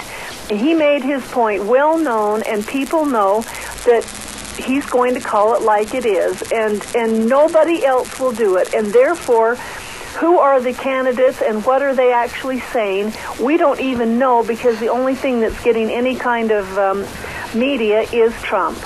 Well, I want to talk to you about something you mentioned during that last little phrase, and I want to talk to you about Black Lives Matter right after we have the weather. That infuriates me, and we'll talk to you about that in just a few moments. The weather this hour brought to you by Duck Uglies, 163 West Highway 30 in Burley. Oh, my goodness. Family food, family entertainment. Absolutely excellent. Don't forget this weekend, my goodness, you take your family in there and enjoy great menu items. Enjoy Saturday night, the pork roast special for just $10 a plate. I believe old Ned Carter is going to be playing music in there on Saturday night, and I'll tell you what, he knows at least 1,000 songs, and when he starts playing those songs from the 60s, I loved it. You're going to love it too at Duck Uglies, 163 West Highway 30 in Burley. Right now, here is the weather. Here's a look at your weather as it almost is starting to feel a little bit like fall. Winds out of the southwest today. Looking at sunny skies, high right near 88 tonight as we move on into the evening hours. We do have a slight chance of rain showers and or thunderstorms, kind of like last night. Low right near 55. For tomorrow, partly cloudy skies, high of 90 with an overnight low of 65. Then for Saturday, chance of rain showers and thunderstorms as we're going to have partly to mostly cloudy skies, high of 85. And then for Sunday, cooling down to the upper 70s. That's your weather forecast for that. Zeb at the Ranch. Thank you, Gina. Appreciate that. And brought to you by Duck Uglies, 163 West Highway 30 in Burley. Rita, I am very blunt and very blatant in the way I say this. I certainly hope that no one from the Black Lives Matter group ever calls or tries to get in a verbal harangue with me, because I'm going to blatantly say this now, and I will say it every time on my radio program. Black lives do not matter any more than any other life. All life should be respected. They don't like that statement. That's tough. That's the way it is on this show. Well, that's exactly the way that I feel. All lives matter. They're important, and I don't know that we need to, how would they feel if we just said, white lives matter, white lives matter, and we were out protesting? They'd be madder than heck to think that we were saying that. So what's any difference? They all matter, and it needs to get under control, and when something has happened, it needs to be investigated and make sure that it quells any of the big problems, and that it's over with and done, and that it doesn't happen again. I want to shift gears a little bit in the time remaining. We got about 5-6 minutes left, and I honestly think that the thread that somebody picked on about a month and a half ago regarding Hillary, now the whole fabric's fallen apart, and I honestly believe that Hillary is in so much trouble, and looking at so many different charges and allegations, I think, this is my opinion today, that my prediction that Joe Biden will throw his hat in the ring by this 15th of September, I think it's going to be a safety valve for the Democratic Party. I believe that Hillary will be toast by October 1st. Well, I think that's true, and it goes to show. Doug Schoen was saying, "Man, I said a long time ago that this email thing was just going to kind of go away." And he said, "Man, was I ever wrong?" And so, when you've got Democratic strategists and those kind of people that have worked for all those Democrats saying, I was wrong, that it's a lot bigger than it actually is. The big problem is that they can bring Joe in or anybody else, and it's just a big circus over there.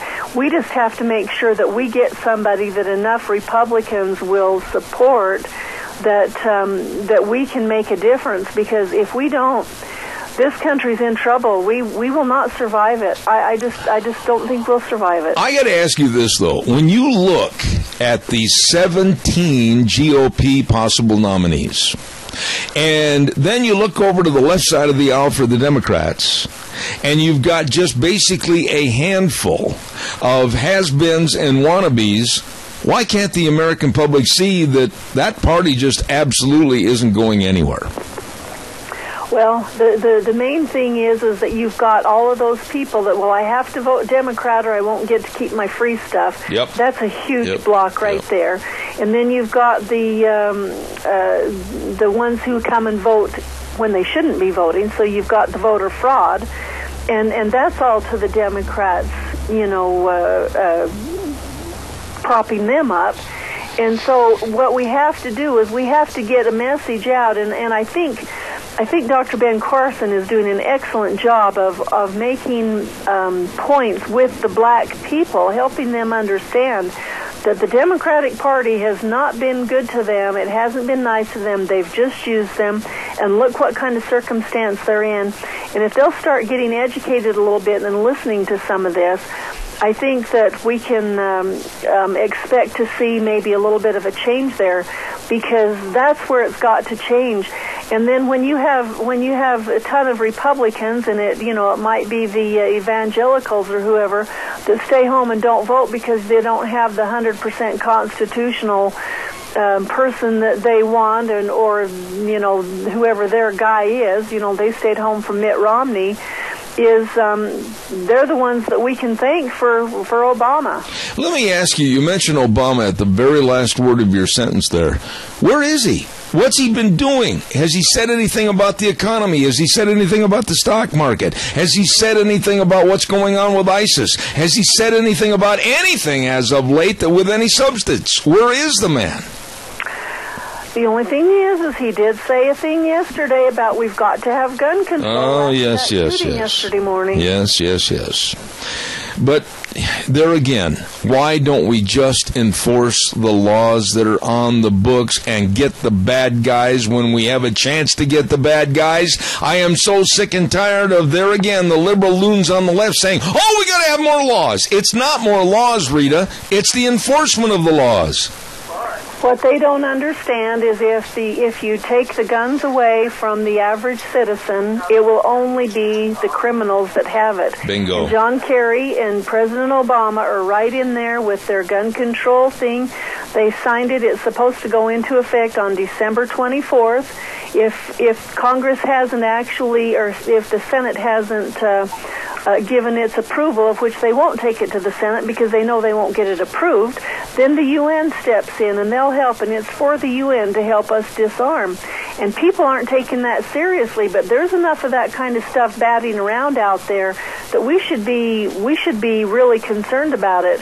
But when they take away the guns, only the criminals will have them, so it's not going to solve anything because it's the criminals who are using the guns the way they shouldn't. Absolutely. Real quick, what's going on with the Tea Party? Real fast. Well, not a lot right now. We're going to have our actual meeting, which will be the 10th of September. And I'm trying to focus, and depending on who we can get for speakers and when, but our main thing is education. We're trying to get people educated with some of the people who are running for the president, where we had some really good discussions and topics. And then the Syrian thing, which is right here in our next door neighbor's yard. And those kind of things. So it's mostly education, and I invite people to come and get educated on some of these things that are going on, because what you hear on the news and the little tidbits that you hear isn't the whole thing. All right. Rita Ramsey, thank you so much. And I want to remind everybody, we're going to be over there live and direct on September 10th for Patriots Day, and hats off to farmers at Ramsey Heating and Electric. Rita, God bless you, and thank you so much. You bet. Goodbye. All right, take care. Wheels, just a little personal note. Turn your microphone on for a minute. Are you there? Yes, sir. Have you got a cat in the studio with you? We got Conway. Well, then turn the mic off, because Conway was meowing on the air. Oh, all right. Yeah. Okay, buddy, thanks. I don't know how that got through, but... I don't either, but when I start hearing cats, it's not because I'm old and decrepit. I can understand. Okay, you check that out. Thank you. Hey, I'll tell you what, it's time for Starving to Death. And when you're hungry like I am and starving to death, I've got some great places for you to go to, like Taco Bandito, 2301 Overland in Burley, with the steak and chicken burritos. Oh, they are good. And they got the breakfast burritos, too, scrambled eggs, bacon, and sausage, and cheese, onion, tomato sauce on a tortilla shell. Knock your boots off. Delicious at Taco Bandito, 2301 Overland in Burley. How about Steve-O's, 290 South, 600 west of Heyburn? Food made the way you like it. Oh, my goodness sakes. I mean, they've got fresh hand-cut steak fries or regular fries, and they've got the Steve-O's nacho fries topped with cheese and jalapeno peppers. Delicious pork chops with salad and choice of potatoes. You're going to love the people and the food at Steve-O's, 290 South, 600 west of Heyburn. Burgers, etc. Oh, my. 2 locations, 124 South Oneida in Rupert and 700 Overland in Burley. You know what? You got to take advantage of this. Until the end of August, they've got root beer floats after 3 p.m. in the afternoon for only 99 cents. I kid you not. Delicious. Along with everything else, you know, the bacon burgers and cheeseburgers. And every Sunday at the Burley location, don't forget shrimp dinner specials for Mom. You stop in, burgers, etc. in Rupert and Burley. And last but not least, my nose itches. Excuse me just a minute. There we go. AC Drive-In, 601 East Main in Burley. Oh, my goodness sakes, the famous Farmer Brown burgers and the ranch burgers and the chicken fried steak sandwich. That is so good. Oh, yeah. And, of course, strawberry milkshakes. All the milkshakes. Everything is absolutely fantabulous at the AC Drive-In, 601 East Main in Burley. And, oh, by the way, they still have the orange and lemonade freezes. You're going to love those at the AC Drive-In. And those are just a few great places to go if you're hungry and starving to death. Right now, we're going to get ready for the news from CBS. Take about a 6-minute break, and we'll be back with the Cassia County School Days right after the news. God bless. Have a good day. I'll be back in 6. Oh, my, here we go down the home stretch. Just like Secretariat, running for the finish line. Good morning, everybody. Zeb at the Ranch with Zeb Bell. And, of course, brought to you by our major sponsor, your Magic Valley Les Schwab Tire Centers. All 7 locations serving you. And, of course, we want to say thanks to some of our great advertisers like Ramsey Heating and Electric at 2600 Overland Avenue in Burley. And our friends at Valleywide Home and Ranch, 910 South Oneida in Rupert. Everything, and I mean everything, for the farm, the home, and the ranch. Oh, by the way, before we get started, don't forget Ted's Diesel Electric is moving to 635 21st Street in Hayburn. And talked to Doug yesterday. He said he's going to probably all be moved into that new location by September 8th. And if you need him while he's moving back and forth, call him on his cell phone at 431-5282, and he'll be there. Ted's Diesel Electric moving to 635 21st Street in Hayburn. By the way, if you are hungry right now, I know where you should go for lunch. The Chadwick Sports Grill. Now, I don't know exactly what this is, but it sounds absolutely delicious. Pork saltimbocca. I got to say that again. Pork saltimbocca, served with choice of side, veggies, super salad. Pork saltimbocca. Or I hope I'm close.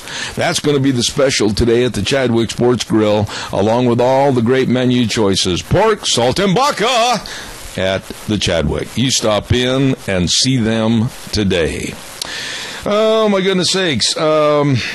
I want to remind you again, real quick before we go any further, that we are starting the Zeb's High School Football Game of the Week, and brought to you by Denny's Restaurant, 611 Overland in Burley. Now, I already told you the game this week is going to be featuring Kimberly Bulldogs versus the Burley Bobcats, and my pick was this: Kimberly 24, Burley 14. That'll make some people upset. Now, what I want you to do is email me your pick, the winning team and the score, and the right team and the closest to the final score will win a Grand Slam breakfast from Denny's Restaurant, 611 Overland in Burley.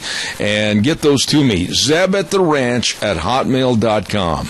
Zeb at the Ranch at hotmail.com. I got to have those in before noon tomorrow, or you can call and leave it on my cell phone at 312-2976. Okay? Got you covered. We are going to get ready in just a moment to have Cassia County School Days, and I would like to at this time thank our 2 sponsors of Cassia County School Days, and they are A Child's World at 1308 Overland in Burley. And reading is fundamental to the progress of our children, and they have all kinds of books and games, and you know they've got all the clothing, they've got everything for the babies and the infants. My goodness, this is a nice store right there at 1308 Overland in Burley, A Child's World. You stop in and see them today. Along with our other sponsor of Cassia County School Days, Ambulatory Surgery Center, 1344 Highland Avenue in Burley. Need a life-saving colonoscopy? Well, they can help you with that. And, of course, carpal tunnel syndrome, arthroscopic knee surgery. Please check with them first and let them save you money. 677-8888. That number again, 677-8888. Ambulatory Surgery Center in Burley, along with A Child's World, bringing you School Days in Cassia County. Right now, let's get our guest on the phone for that segment this morning, and we're going to welcome in the Technical Center Director in Cassia County School System, Curtis Richens. Good morning, Curtis. How are you? He hasn't called in yet, sir. He forgot, Bob. Well, now, when I ask for the Pledge of Allegiance in the morning, you always fill in. So how about playing the part of Curtis Richens? I wish I could. Got to put you on the spot there, didn't I, kid? Anyway, no, just let me know when he calls in, okay? Okay. All right. And by the way, you have his cell phone. You might want to try him and jog his memory. Okay. All right, buddy. And we're waiting again for Curtis Richens to give us a call in regarding the Cassia County School Days segment. Curtis, if you're listening, stop listening and call. There you go. We'll have him hopefully on the air just momentarily with our segment of Cassia County School Days. Once again, the football pick of the week. We're going to do this all the way through football season. And I urge you to send me your pick between Kimberly and Burley and the final score. And again, the winning team and your closest to the final score is going to win a Grand Slam breakfast from Denny's at 611 Overland in Burley. And you must send them to my email at zebettheranch@hotmail.com before noon tomorrow. Or you can call and leave them on my cell phone at 312-2976. Okay? Go ahead, Wheels. I hear you choking to death. I have Debbie on the phone. Oh. Curtis, yeah. Oh, okay. Well, then let's talk to the lovely Cassia County Schools Communications Officer, Debbie Critchfield. And she is, I believe, a stand-in for Curtis Richens. Go ahead, Debbie. And I'm going to be a stand-in for a few minutes. He's calling in. I'm sorry. I was listening, and I'll be a pinch hitter for a minute. Well, God bless you for that. What is happening now that we are looking at back to school for all the kids? Well, I know our phones rang off the hook yesterday at the central office. It's always kind of a crazy first day, getting everyone settled in at school and bus schedules and lunch menus and classroom supplies and those types of things, but all signs point to a good new school year. All right. And is there anything innovative or earth-shattering that we should tell the people and the patrons of Cassia County? Well, that's why we're getting Mr. Richens on the phone, because we've got some new programs. They were able to get money through the state to change some programs at the tech center. We're looking to match our programs at the school with industry needs. All right. Now, I believe he is on the other line, Debbie, and I don't want to be rude to you because you have helped us so much, but I'll check with Wheels and see if he's there. Is Curtis Richens on the line? Yes, sir, he is. All right. Thanks, Wheels. Perfect. I will bow out and let him pick up right where we left off. All right. Thank you so much, Debbie Critchfield. We appreciate it. Curtis, I'm going to go down to the Five and Dime and buy you a new wristwatch. Let me tell you something, Zeb. We didn't have kids yesterday, and we had kids first day of school. You can just imagine how things are a little bit hectic around here. We've got kids coming over from Valley School District, too, so this is exciting. Well, I'm glad to have you on the program. Now, explain your title. You are the Technical Center Director. What does that mean? What that means is I'm actually the principal at the Cassia Regional Technical Center. What we do is we bus kids in from the other high schools in the district, and then we have them for either the morning. When we bus them in, we have them in the mornings, and then the Burley kids come in the afternoons. And so I'm the director, the administrator here at the Tech Center. You know, I want to just start off by saying this. I really admire what you're doing. I think it's absolutely imperative that we show kids other avenues of approach to higher education. And I'll say this, and I want you to respond to it. I've said it to other people on this program. I am sick and tired of the pigeonholing and the one-size-fits-all trying to push kids always to a college education. Not everybody should go to college. And that is true. Not everybody, just like you said, we're not all the same, and so we don't need to all have the cookie-cutter education. Of course we need the required classes, the Englishes and the maths and the sciences, and those are very, very important.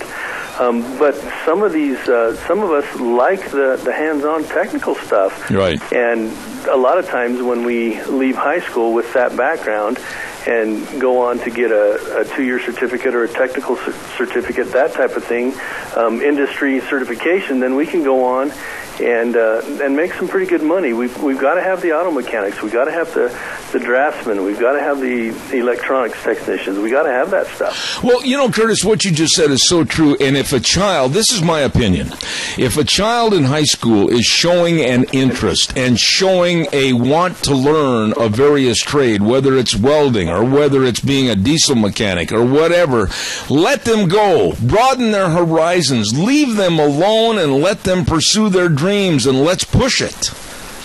Oh, and I agree totally. And again, we can't forget the Englishes and the maths and the sciences. That's all very, very important. The history classes, those are extremely important.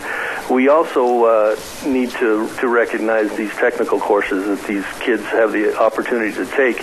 When you and I were in high school, we didn't have these opportunities, and so we need to let people know that, hey, there's these chances at the Cassia School District and other school districts that we bus in, that, hey, we've got these programs here, and we've got 10 different programs here. One that I'm really excited about that's new this year is a heavy-duty diesel tech program.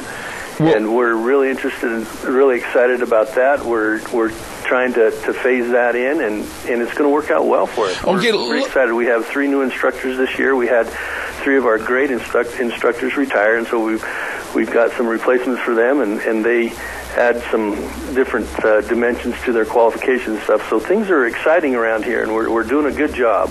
Let me ask you this. Diesel mechanics. Are we at a stage in our history here in the United States? Is that starting to slide by the wayside? Is it increasing in popularity? Give us a little background on diesel mechanics and some of the wide array of jobs that might be available. Well, what's interesting about the diesel field, a conference I was to this summer, we were told that every year in the state of Idaho, there is a spot for 1,000 new heavy-duty diesel technicians. Wow. Now, the state of Idaho, between the high school programs and the post-secondary programs, we're only graduating 250. Mm-hmm. So there's, 750 positions that we have to go outside, that industry has to go outside of the state of Idaho to fill those spots, or they go unfilled. Wow. And so our diesel technicians that are out there working, if the spots go unfilled, the work still needs to get done. And so these diesel techs are working many, many, many hours a day. And the starting salaries for these technicians are very, very good, especially for the state of Idaho. 4 or 5 years ago, I was talking to the lead instructor in the heavy-duty diesel program at CSI, and I asked him what their placement was for graduates locally. And he says locally, placement is 80% of our graduates. Wow. He said if we go nationally, it's 100% placement. I think I know who you're talking about, and I'm going to go ahead and mention his name. If I'm wrong, I apologize. But you're talking about a very dear friend of mine, Levi Perkins. Is that correct? Yes, and with our diesel program here at the Tech Center, we have what's called an articulation agreement with CSI, and we have this for all of our programs with higher education. But we have an articulation agreement, so when our kids complete the programs here, they are eligible to receive and to buy the credits from CSI.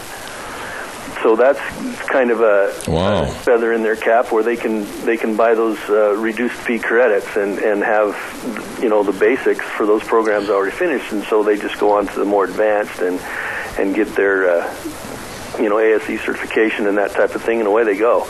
And it's really exciting program, and we have that for all of our programs. It sounds to me like what you're saying.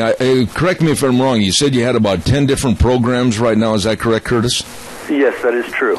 You take a look at the diesel mechanics and you take a look at the other programs that are available, and anybody that has a little bit of motivation and get up and go and wants to do something, it looks to me like you can cry, the ceiling is falling and there's no future. Baloney. There's jobs available and good careers available if you just put forth a little elbow grease, right?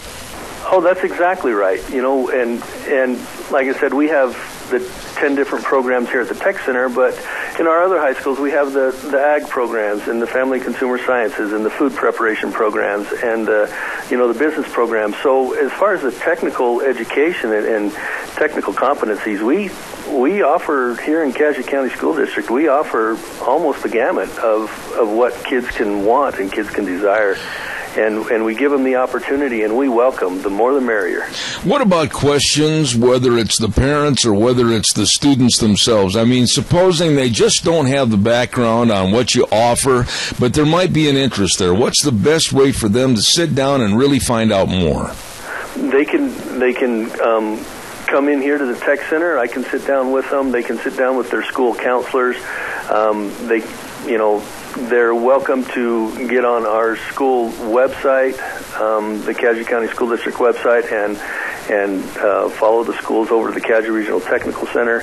There's several different ways they can call us here at 878-6610 and just come in and talk, or if they have questions, give us a call, and we can walk them through that. Let me ask you another question. I don't mean to demean anybody or sound like I'm being critical, but I think guidance counselors in the past, and I'm talking back in the days I was in school where they still circled the wagons at night, I think guidance counselors had tunnel vision and they were just pushing college. Are they better trained themselves and know more about the other availabilities as far as helping students find the right occupation? Oh, yes. In my experience, the counselors we have in our schools and district are just phenomenal. They do a very good job of finding out what the students would like to classes that they might be interested in and trying to arrange a schedule so they can, accommodate those interests and likes. But I'm like you are back when we were in high school. The counselors they filled an office seat and that's all they did. But now our counselors in this school district are just phenomenal. They do a fantastic job. You know, when you talk about diesel mechanics, and I remember vividly that Levi was over at my house not that many months ago, and the terminologies and his great mind of diesel mechanics and everything that he has there at CSI. Holy cow, it sounds to me like this is a field where they really need good quality people. Oh, yes, they do. We were fortunate enough to hire Chad Evans, who has been in the diesel industry for 10 or 11 years. He's actually a graduate from Raft River High School who went through the auto mechanics program here at the Tech Center when he was in high school. And so he's going to do a great job. We've got highly qualified teachers and instructors in our other programs, and we're just really excited about the year and how we can help the kids, and that's what it's all about. It's what's best for the kids. You know, I've enjoyed having you on the program, Curtis Richens. God bless you, man, and thanks for all the information. And once again, give us the number for anybody that wants information. At 878-6610. And again, I apologize for my tardiness, but the first day of school is kind of hectic for us, but I'll take you up on that wristwatch. Okay, I tell you what, I'll take you up on lunch to make sure that you soothe my savage thoughts about you being late. I'll take lunch anytime. Okay, sounds good. Thanks, Evan. All right, Curtis, thank you very much. Nice Bye-bye. man, very nice man, and we thank him very much, telling us about all the different new programs that are available. Diesel mechanics, and I know they are in demand. Thank you very much. Don't forget our friends at Red's Trading Post. Holy smokes, 203 5th Avenue South in Twin Falls, Ryan Horsley and the crew. They have all the firearms from Browning, Beretta, Weatherby, Ruger, Benelli, Smith & Wesson, Winchester, and believe me, they've got all the ammunition, they've got all the accessories, all the scopes, all the knives, all the reloading and gun cleaning kits. It's all there at Red's Trading Post. Please stop in and see them today. They have just the gun you're looking for at Red's Trading Post, 203 5th Avenue South in Twin Falls, and we're going to have Ryan on the air with us this next week. So once again, in Old Town Twin Falls since 1936, Red's Trading Post. You stop in and see them today. We have a guest with us on our salute to our advertisers on Zebeth Ranch, and right now we're going to go to the phone line, and I believe that we have Kyle Cheney of Cheney Flooring and Home Design. Kyle, how in the dickens are you this morning? Oh, I'm not doing too bad. How are you? Not too bad. I bet you're just really excited about being on the radio, right? Oh, I'm elated. I can tell, but that wasn't real. What's that? This is the best part of my week. I'll bet it is. Well, it's going to be. Listen, you and your wife and your staff have really hit a home run with Cheney Flanagan Home Design, 1228 Oakley Avenue in Burley. Look for the blue door. What makes your business so unique? You know, I mean, I've got to give most of the credit to Whitney, but also I've got to give the credit to the people around the community. I mean, they've kind of embraced us, and they've given us all their support and all their love. And so, I mean, that's where it really comes from. But what makes us unique is, I mean, we've got product in there that you can't get anywhere else unless you go to Salt Lake or Boise. I mean, we're always adding new lines, new products. We don't want to hold on to stuff that doesn't sell. I mean, we want to keep up with the times and be ahead of the times here. So when the trends do get to this part of Idaho, this part of the country, we already have them. Well, now, Kyle, when you sit down with clients and they come into your location at 1228 Oakley Avenue, are you giving them ideas and perspectives on how they can make their home a little bit different with different kitchen construction or different home decor items? Explain that a little bit. Well, yeah, absolutely. I mean, we've got design consultants, and then also, I mean, that's the other thing is we send our staff to design school, and then there's a continual learning process that goes on with that, because the trends change over time, and so we're always trying to learn. So when you do come in there and you have ideas, well, I would like this incorporated or like that incorporated.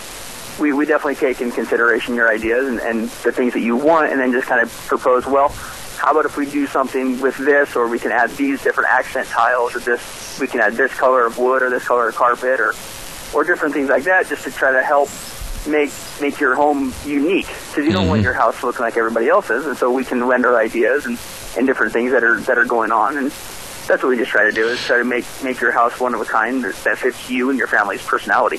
What do you do, though? I mean, do you send the people to the home and let them look at the home, or do the folks bring in pictures? What's the easiest way to get a concept and an idea? Both. We do in-home consultations that are free. We do at the store consultations. We've got a setup where we can project images on like a big projector screen from the computer, so you don't got to huddle around a computer. And so we can show you different ideas with different pictures that we have. Or if you want an at-home consultation, then we send people out to your house and they can get an idea and they take pictures of what you have. And the best way is if they come into the store first, they can kind of pick out things that they like, and we can bring samples to your house and set them down in front of your cabinets or in front of your walls. And if you're going as far as like painting the walls, we've got an entire paint selection that you can choose the colors from, and then you can get your paint to match that color. Okay. So we kind of can hit every basis there. Let me ask you about this. Since the get-go, and you folks graciously came on our program to sponsor our weather at 8:06 in the morning, we always talked about newly refurbished furniture. Explain that to my audience a little bit. Well, what we do is we take furniture that is been maybe beat up over the years, or it just has kind of been out of date, or it's in perfectly good shape, but one of the trends is kind of upcycling and refurbishing furniture, making something old look new, or making something new look a little bit older. It's kind of a style that's really in right now, and so Whitney's actually at the store right now doing that with a bunch of furniture as we speak. Well, now, as far as kitchen construction, somebody says, I want more than just a stove and a refrigerator and some place to cut the chicken or the meat. You come up with all kinds of different ideas on kitchen construction, too, don't you? Yeah, we can take your house from not having a single thing in it, and we can design an entire kitchen for you. We've got programs that we can give you 3D renderings of a kitchen with all the cabinets, and basically a company we use out of Boise, because we try to stay within Idaho on as much stuff as we can, they can build you any cabinet you can think of. Wow. And so we can design a kitchen to fit all of your needs. I mean, do you want counter space? Do you want cabinet space? Do you want more storage? I mean, it's kind of what you want. We can kind of design around your desires and your needs. I'm telling you, you folks really have a great business. And the focal point is at 1228 Oakley Avenue. They'll never be lost in finding your place if they'll look for the blue door. Right, Kyle? Absolutely. We try to stick out. Well, you're doing a great job. What are your hours? Tell everybody your hours that you're open. Monday through Friday, we open at 9 and we close at 6. And then Saturday, we have been open from 10 to 4. I think we might be changing that to 10 to 2, though, just to kind of give people more of a Saturday afternoon to themselves. Okay. And once again, we're talking to Kyle Cheney at Cheney Flooring and Home Design at 1228 Oakley Avenue in Burley. And like I say every morning, look for the blue door. Kyle, you did a really nice job this morning. God bless you and have a super week, and we'll talk about you again in the near future. How's that? That sounds good. Thank you, Zeb. You bet. Have a great day. Thank you. All right, bye. Really nice people, and they know everything about carpet and flooring, kitchen construction, home decor, whatever you need to make your house a home. Cheney Flooring and Home Design. There you go. We're going to send it back over to our main studios right now for a break at the bottom of the hour, and we'll come back. We have a director of litigation for the Pacific Legal Foundation. Jim Burling's going to be on the program. Don't go away. I'll be back in 3 minutes. And now, back to Zeb at the Ranch on AM 1230 KBAR. To reach Zeb, call 436-2244 or toll free 1-866-927-4587. And now, here is Zeb Bell. Thank you very much and welcome back. I'm really interested in finding out what this next guest is going to tell us about a subject that I was shocked when I read some of the background on it. And we'd like to welcome to the microphone this morning the Director of Litigation for the Pacific Legal Foundation, Jim Burling. Jim, are you there, sir? Yes, I am. Nice talking with you. Well, same here. I got to tell you something. I read a little bit of the background on these losing of property rights back in Wisconsin, and I'm going to let you share with everybody the kind of the concise story of what happened, but I was shocked because I didn't know that the state could do this or the government could do this. So bring us up to speed as to what happened with a family that owned 2 different parcels of land and what the government told them they could or could not do. Yeah, so let me begin. This is, not a very rich family. This is a family, William Murr, a plumber, back in 1960, bought a lot, about 1.25 acres, on Lake St. Croix in Wisconsin. And it's a beautiful area, lots of trees, just beautiful lake beach. And he bought the property in 1960, and the idea was he's going to build a home on it, and he did. He built a 950-square-foot home for a vacation home for his family. He had his wife and his 6 children. And as time went on, he realized that was such a wonderful thing. He decided to buy a second lot. Now, the first lot was owned by his plumbing company, and the second lot he bought in his own name. And as time passed, he eventually, his children inherited those lots, and children owned those lots. They both owned them together, so it wasn't separate entities. And they bought the second lot in 1963, but in 2004, 41 years later, the children decided that they really needed to improve that 950-square-foot home. They needed to raise it up so it would be away from floodplains, because it was in the 100-year floodplain. They needed to make some other improvements. You can imagine after some 40-odd years, homes need some refurbishing. So they thought they could do this by selling the second lot and using the proceeds of that sale to help fix up that 950-square-foot home. But at that time, the government told them, no, things have changed. You now have a substandard building lot. The second lot is too small to build on. The first lot is too small to build on. But if that's all you owned, if you just owned that one lot, then you would be grandfathered in, and you could build a small home on that lot, or somebody else could. But because you own the same lots together, the 2 lots next to each other, you cannot build on that second lot. And in fact, you cannot even sell that second lot because we have forced a merger of those 2 lots. So now what you thought you had 2 lots, you have 1 lot. And you can't sell any of the second lot. Now, if the family had owned, and these are brothers and sisters of now, if they had owned a lot nearby that was not contiguous, that was not immediately next door, then they could have sold that lot and somebody could build on it. Oh, my. But because they own the same 2 lots, the government says, no, you can't do it. So it comes down to the law that the more you own, the more government can steal. And it's fairly outrageous. They sued. They brought a takings claim, saying the government's taking the claim. And the Wisconsin Supreme Court said, no, you lose, because you already have a home on one of your lots. And you just are asking for too much. We're deciding that the relevant parcel is these two lots merged together. You own one lot, you have one home, go away. So we think that's outrageous, and we are asking the United States Supreme Court to take that case. Being a former Wisconsin resident, it's amazing to me how the state could be this stupid. Jim, explain to me, what size are the lots? Tell me that first of all. Each lot's about an acre and a quarter. So wait a minute, we're talking about 2.5 acres basically that's in question. One is being used and the other is not, and it's right next door adjacent to the already developed lot. Is that correct? Right, and it's in a neighborhood of a lot of lots that are already developed. The MERS just made the mistake of not trying to develop this lot in the 1960s and waiting too long.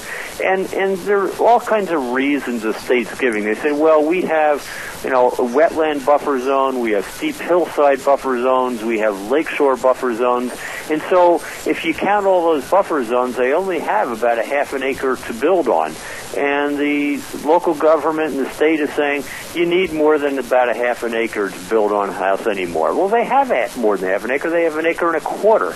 Well, but the state refuses to count the slopes. They refuse to count the wetlands. They refuse to count the buffer zones along the lake. Where do they get off, Jim, from the get-go, saying and issuing an edict that private property can be dictated to as far as they're up to speed on their taxes, they're up to speed on the payments of the land, if it's all free and clear?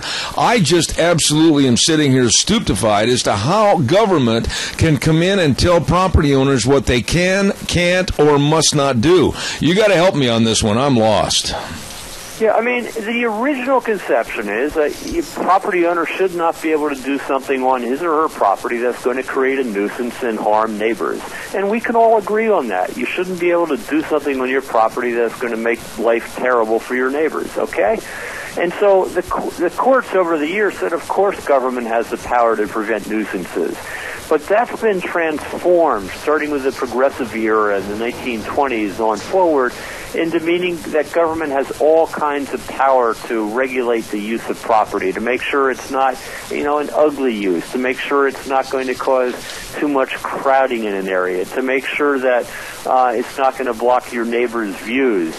And eventually, this power to prevent nuisances has been transformed into a power of NIMBYism, not in my backyard, where neighbors can stop any kind of development they want through the power of zoning and through the power of these kind of buffer zone regulations, and here the power of forced merger. So if the people in the area decide, well, we don't want any more homes, we like it just like it is, that's, what a better way than instead of going out and buying your neighbor's property, saying, I don't want a home on my neighbor's property because it affects my view. Back in the old days, you'd go out and you'd buy an easement or you'd buy that lot. Nowadays, you just go to your local government zoning officials and say, hey, we don't want any more homes built in our neighborhood.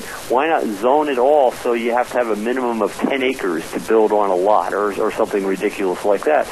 And that's happening all across the country. It's just not Wisconsin that happens. It happens in virtually every state. I want to make sure I understand some of the finer points of this problem because I'm shaking my head here. You can probably hear something rattling.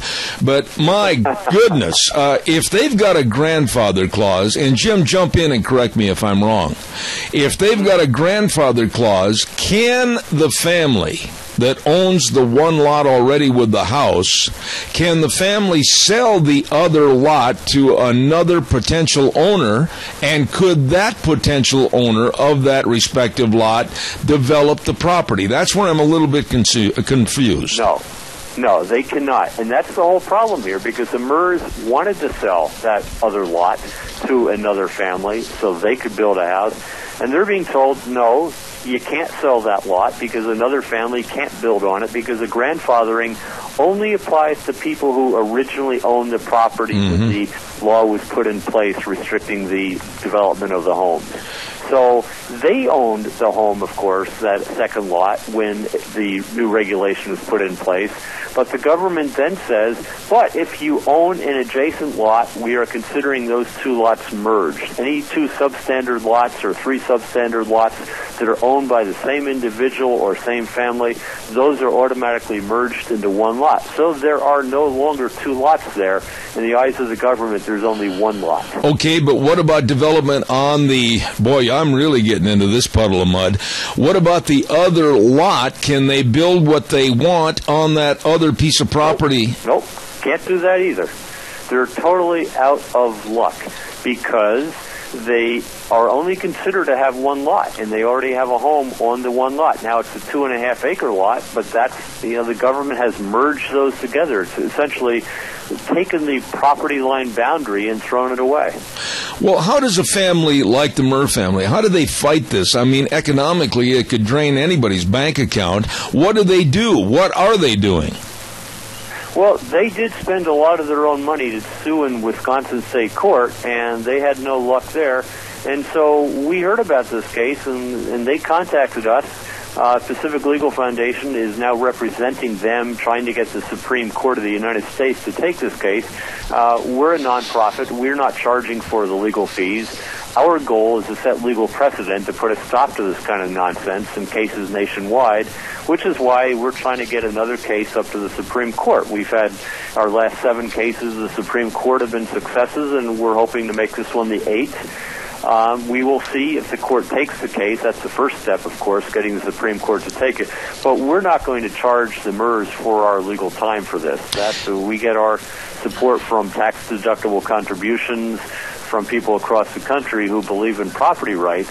And we think it's a good cause, and we think that if we can help somebody like the Murrs, it's going to be helping not only the Murrs, it's going to be helping property owners all across the country, who are people who have bought more than a few lots of property in various areas and now can't use them. It also will help, say, a farmer who might own 100 acres, and 10 acres of that is wetland, and they're told that they can't use that wetland and they can't get anything for it. But if that wetland was considered a separate plot, then they could get compensation. So, we're doing what we can to defend the rights of property owners like the Murrs in Wisconsin. Jim, let me ask you this question, and maybe you've already touched on it, but I'm still not clear. When they bought the original lot and built the house on it, how long in the future was it before they bought the second lot? 3 years. All right. They bought the first lot in 1960, the second lot in 1963, and the restrictions on the lots was put in place on building the lots. They started in 1975, and they've been getting worse ever since. But if they bought the lots, per se, both lots, under the original premise of private ownership and they could develop as they saw fit, why wouldn't the court say that there was a lack of information or anything done to inhibit these people and go back and say what the original content and intent was, that they wanted both lots developed on the original purchase? Why can't the court see that? Because you're not one of the judges, unfortunately. If they had people with the common sense that you have, then we wouldn't be talking here today. But you went into radio instead of being a judge. So, no, in all seriousness, the courts have come up with this doctrine that they call the relevant parcel doctrine. And they're saying that because the regulations went in place establishing minimum building envelopes and lot sizes and that kind of thing, it went into place after they bought the property. Because they own 2 lots next to each other, we're going to consider those as if there's only one lot. It makes no sense, and I know you're struggling with it because it does make no sense. It's irrational, but it's the raw power of government to zone and to control the use of property, and they're using that and they're abusing that power, and the courts seem to think that's just fine in Wisconsin. I'll tell you what, I'm so glad I had you on the air, but I want you to reiterate one point and position that you made earlier, that this is not just about small lots on a Wisconsin lake. It's absolutely another showing of takings of private property rights across America, is it not? Oh, absolutely. This problem, not only with small lots, but the problem of being able to use one's property in a way that does not harm your neighbors, does not create a nuisance, has been under attack for quite some time. And in some states, it's particularly bad. Wisconsin is bad. California is bad. And these, the fundamental right to use property in a non-nuisance way is really under assault by people who have this vision of non-development. There should be no more development, no more homes built anywhere, nothing in my backyard, build absolutely nothing near anyone. That's the banana syndrome. This kind of mindset has crept into planners and land use controllers across the country. And a lot of courts have been swallowing the same Kool-Aid, which has had a tremendous adverse impact on property rights across the country. What can they do? Can they have any maintenance or upkeep on the land, mow it? Can they make sure that if they have any flowers bordering it or any trees, etc.? Or is this just a piece of property that is absolutely left dormant? The facts in this case don't go into the question, but that's a fascinating question because in some cases, and I don't know the particulars of here, but in some cases there are regulations that say that property should be left completely in its natural state. The California Coastal Commission, for example, often requires people in exchange for getting a permit to do something on their property to put the rest of it in its complete natural state. The only thing you can do is take out non-native vegetation and plant native vegetation or weeds and just leave it be. And you can't even have a lawn on it. You can't have a flower plots on it. You can't grow tomatoes on it or anything. It has to be completely natural state. And that's a trend also that's increasing in a number of places around the country. The idea that, hey, if we let you use a little bit of your property, then in exchange we want you to give everything else you own to nature, to keep it in its completely natural state. So no more lawns, just trees and shrubs and weeds. I'm wondering, and I'm sitting here trying to figure out a loophole to this whole thing. I'm not a judge. I'm not a lawyer. But I'm sitting here wondering if they're paying property taxes on that lot as they are existing Lot A where their house is. What would happen if all of a sudden they told the government and the local government officials, no, we're not going to pay any more property taxes on that unless we can have the use of which we bought that lot on? What would happen at that juncture? Well, unfortunately, what would happen, they would be in a world of hurt because if you don't pay property taxes, even on this kind of merged lot where they're not letting you use most of it, then a lien would be put on the house and it would be taken in foreclosure. Both lots, they would lose everything in foreclosure. That's a whole other can of worms. There's just a quick aside. There's a case out of Washington, D.C. where a man, he had senile dementia. He fell behind in his taxes by $131. Ultimately lost a house that at one time was worth $200,000, and he got Zippo from the sale of that house. Oh, my. So not paying taxes is not a good idea. Now, the MERS could go to the state or go to the county assessor and saying, hey, look, since I can't build on the property, it's not worth nearly as much as you're making me pay taxes on it. Maybe they can get some relief and get their taxes reduced a few dollars. But, big whoop. The fact is that the primary value of the property for building a house has been taken away from them. Oh, my goodness. Jim, I'm going to highlight this story, and I'm going to keep this on my file and call you back in the future and see what happens with this. And I'd like to say thanks to the Director of Litigation for the Pacific Legal Foundation, and that's Jim Burling. You have really opened my eyes on this story. Thank you. God bless you for being on the program. We appreciate it. You're welcome. Thank you. Thank you very much. Holy smokes. Ladies and gentlemen, doesn't this just prove private property rights are being totally eroded and thrown in the dumper? I mean, my goodness, here's a family that owned 2 lots, and they built on one, bought the adjacent lot 3 years later so they could expand their property to 2.5 acres, and then the government says they can't do anything with it. Ay, ay, ay, ay, ay. Scarrows Meats. We got to have a weather forecast here. I got to calm down on that one. That just blows my mind. Scarrows Meats, 331 North Road, Jerome, 324-7657, your hometown meat cutter. They are changing the way we eat, one delicious bite at a time. Oh, my goodness. Don't forget, they're going to be processing and cutting and wrapping all the meat from the Twin Falls County Fair Fat Stock Sale. Call them and inquire about you being one of the purchasers of those great meat items from Scarrows Meats. You better believe it. Everything is guaranteed. 324-7657, Scarrows Meats. Right now, here's the weather. Here's a look at your weather as it almost is starting to feel a little bit like fall. Winds out of the southwest today. Looking at sunny skies, high right near 88 tonight as we move on into the evening hours. We do have a slight chance of rain showers and or thunderstorms, kind of like last night. Low right near 55. For tomorrow, partly cloudy skies, high of 90 with an overnight low of 65. Then for Saturday, chance of rain showers and thunderstorms as we're going to have partly to mostly cloudy skies, high of 85. And then for Sunday, cooling down to the upper 70s. That's your weather forecast for Zeb at the Ranch. Gina, good job. Thank you very much. And right now, again, we want to remind you about Scarrows Meats. Don Scarrow and the rest of the crew at 331 North Road, Jerome, 324-7657. Yes, they are changing the way we eat, one delicious bite at a time. Absolutely great. Now, I want to go back, and I want to remind everybody, we are starting today the Zeb's High School Football Game of the Week, brought to you by Denny's Restaurant, 611 Overland in Burley.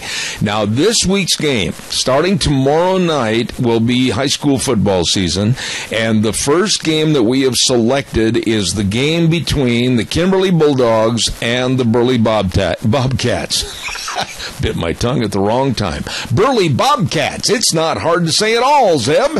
And my pick was, this will probably get me in trouble with some people, Kimberly 24, Burley 14. Now, here's what I want you to do, and you can win a Grand Slam breakfast from Denny's at 611 Overland in Burley. Email me right now, before noon tomorrow, your pick, the winning team between Kimberly and Burley. And if you have the score of the game that's closest to the final score, you will be picked out of the bunch and selected to win a Grand Slam breakfast from Denny's. Now, here's where you send it to. Send it to zebattheranch@hotmail.com. The first four are all words. Zeb at the ranch, then the @ hotmail.com. Or, if you're in a big hurry, you can call my cell phone and leave the winning team and your pick of the score at 312-2976. Gotta have them in here by noon on Friday tomorrow. And then, of course, we'll announce the winner on Monday of the Zeb's High School Football Game of the Week, and the winner will receive a delicious Grand Slam breakfast from Denny's at 611 Overland in Burley. So hurry up and make your prediction between Kimberly and Burley and the final score. Get those to us, okay? By the way, we also want to say thank you to our dear, dear friends at your Magic Valley Les Schwab Tire Centers. And 7 locations serving you with the best in tires, like for your cars, the Eclipse tire, all-season traction, smooth, quiet ride. And don't forget, of course, the free pre-trip safety check. There, I said it okay, including a free tire inspection, tire pressure check, and a visual inspection of the brakes, the shocks, and the struts, and much, much more. Stop in and let them serve you. The best in brake service, front end alignment, shocks and struts, and batteries. But service is the key. Right there at all 7 locations. Lane and Rupert, Dave on Blue Lakes and Twin, Mike and Buell, Mike and Jerome, the Twist family in Paul, John on Poline in Twin Falls, and Randy on Overland in Burley. Your Magic Valley Les Schwab Tire Centers. The best. Next Monday on the program, I am looking forward to an open forum at 8:06 for the first hour on August 31st, next Monday. And then my old buddy comes on the show from Colorado, Doug Johnson, and then the Alliance Defending Freedom. And we're looking forward possibly to a new segment right after ADF. And then we're going to have a gentleman on talking about the stock market. His name is Bill Walton, and he's going to tell us whether we should buy, sell, or run away. And hopefully then we're going to also have the auctioneer for the Zollinger Quarter Horse Ranch sale, Keith Munns. So that's what we're looking at on Monday.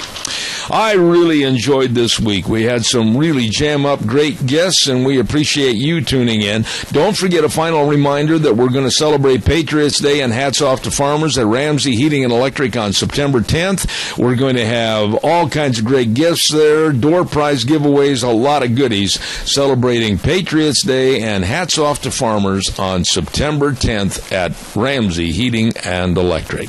Gotta go, gotta run. And don't forget, tune in next Monday at 8:06, right here on KBAR 1230 and streaming live on the internet, ZebBell.com, Zeb at the Ranch. And remember this, the way things were are the way things ought to be. God bless. We'll see you next week.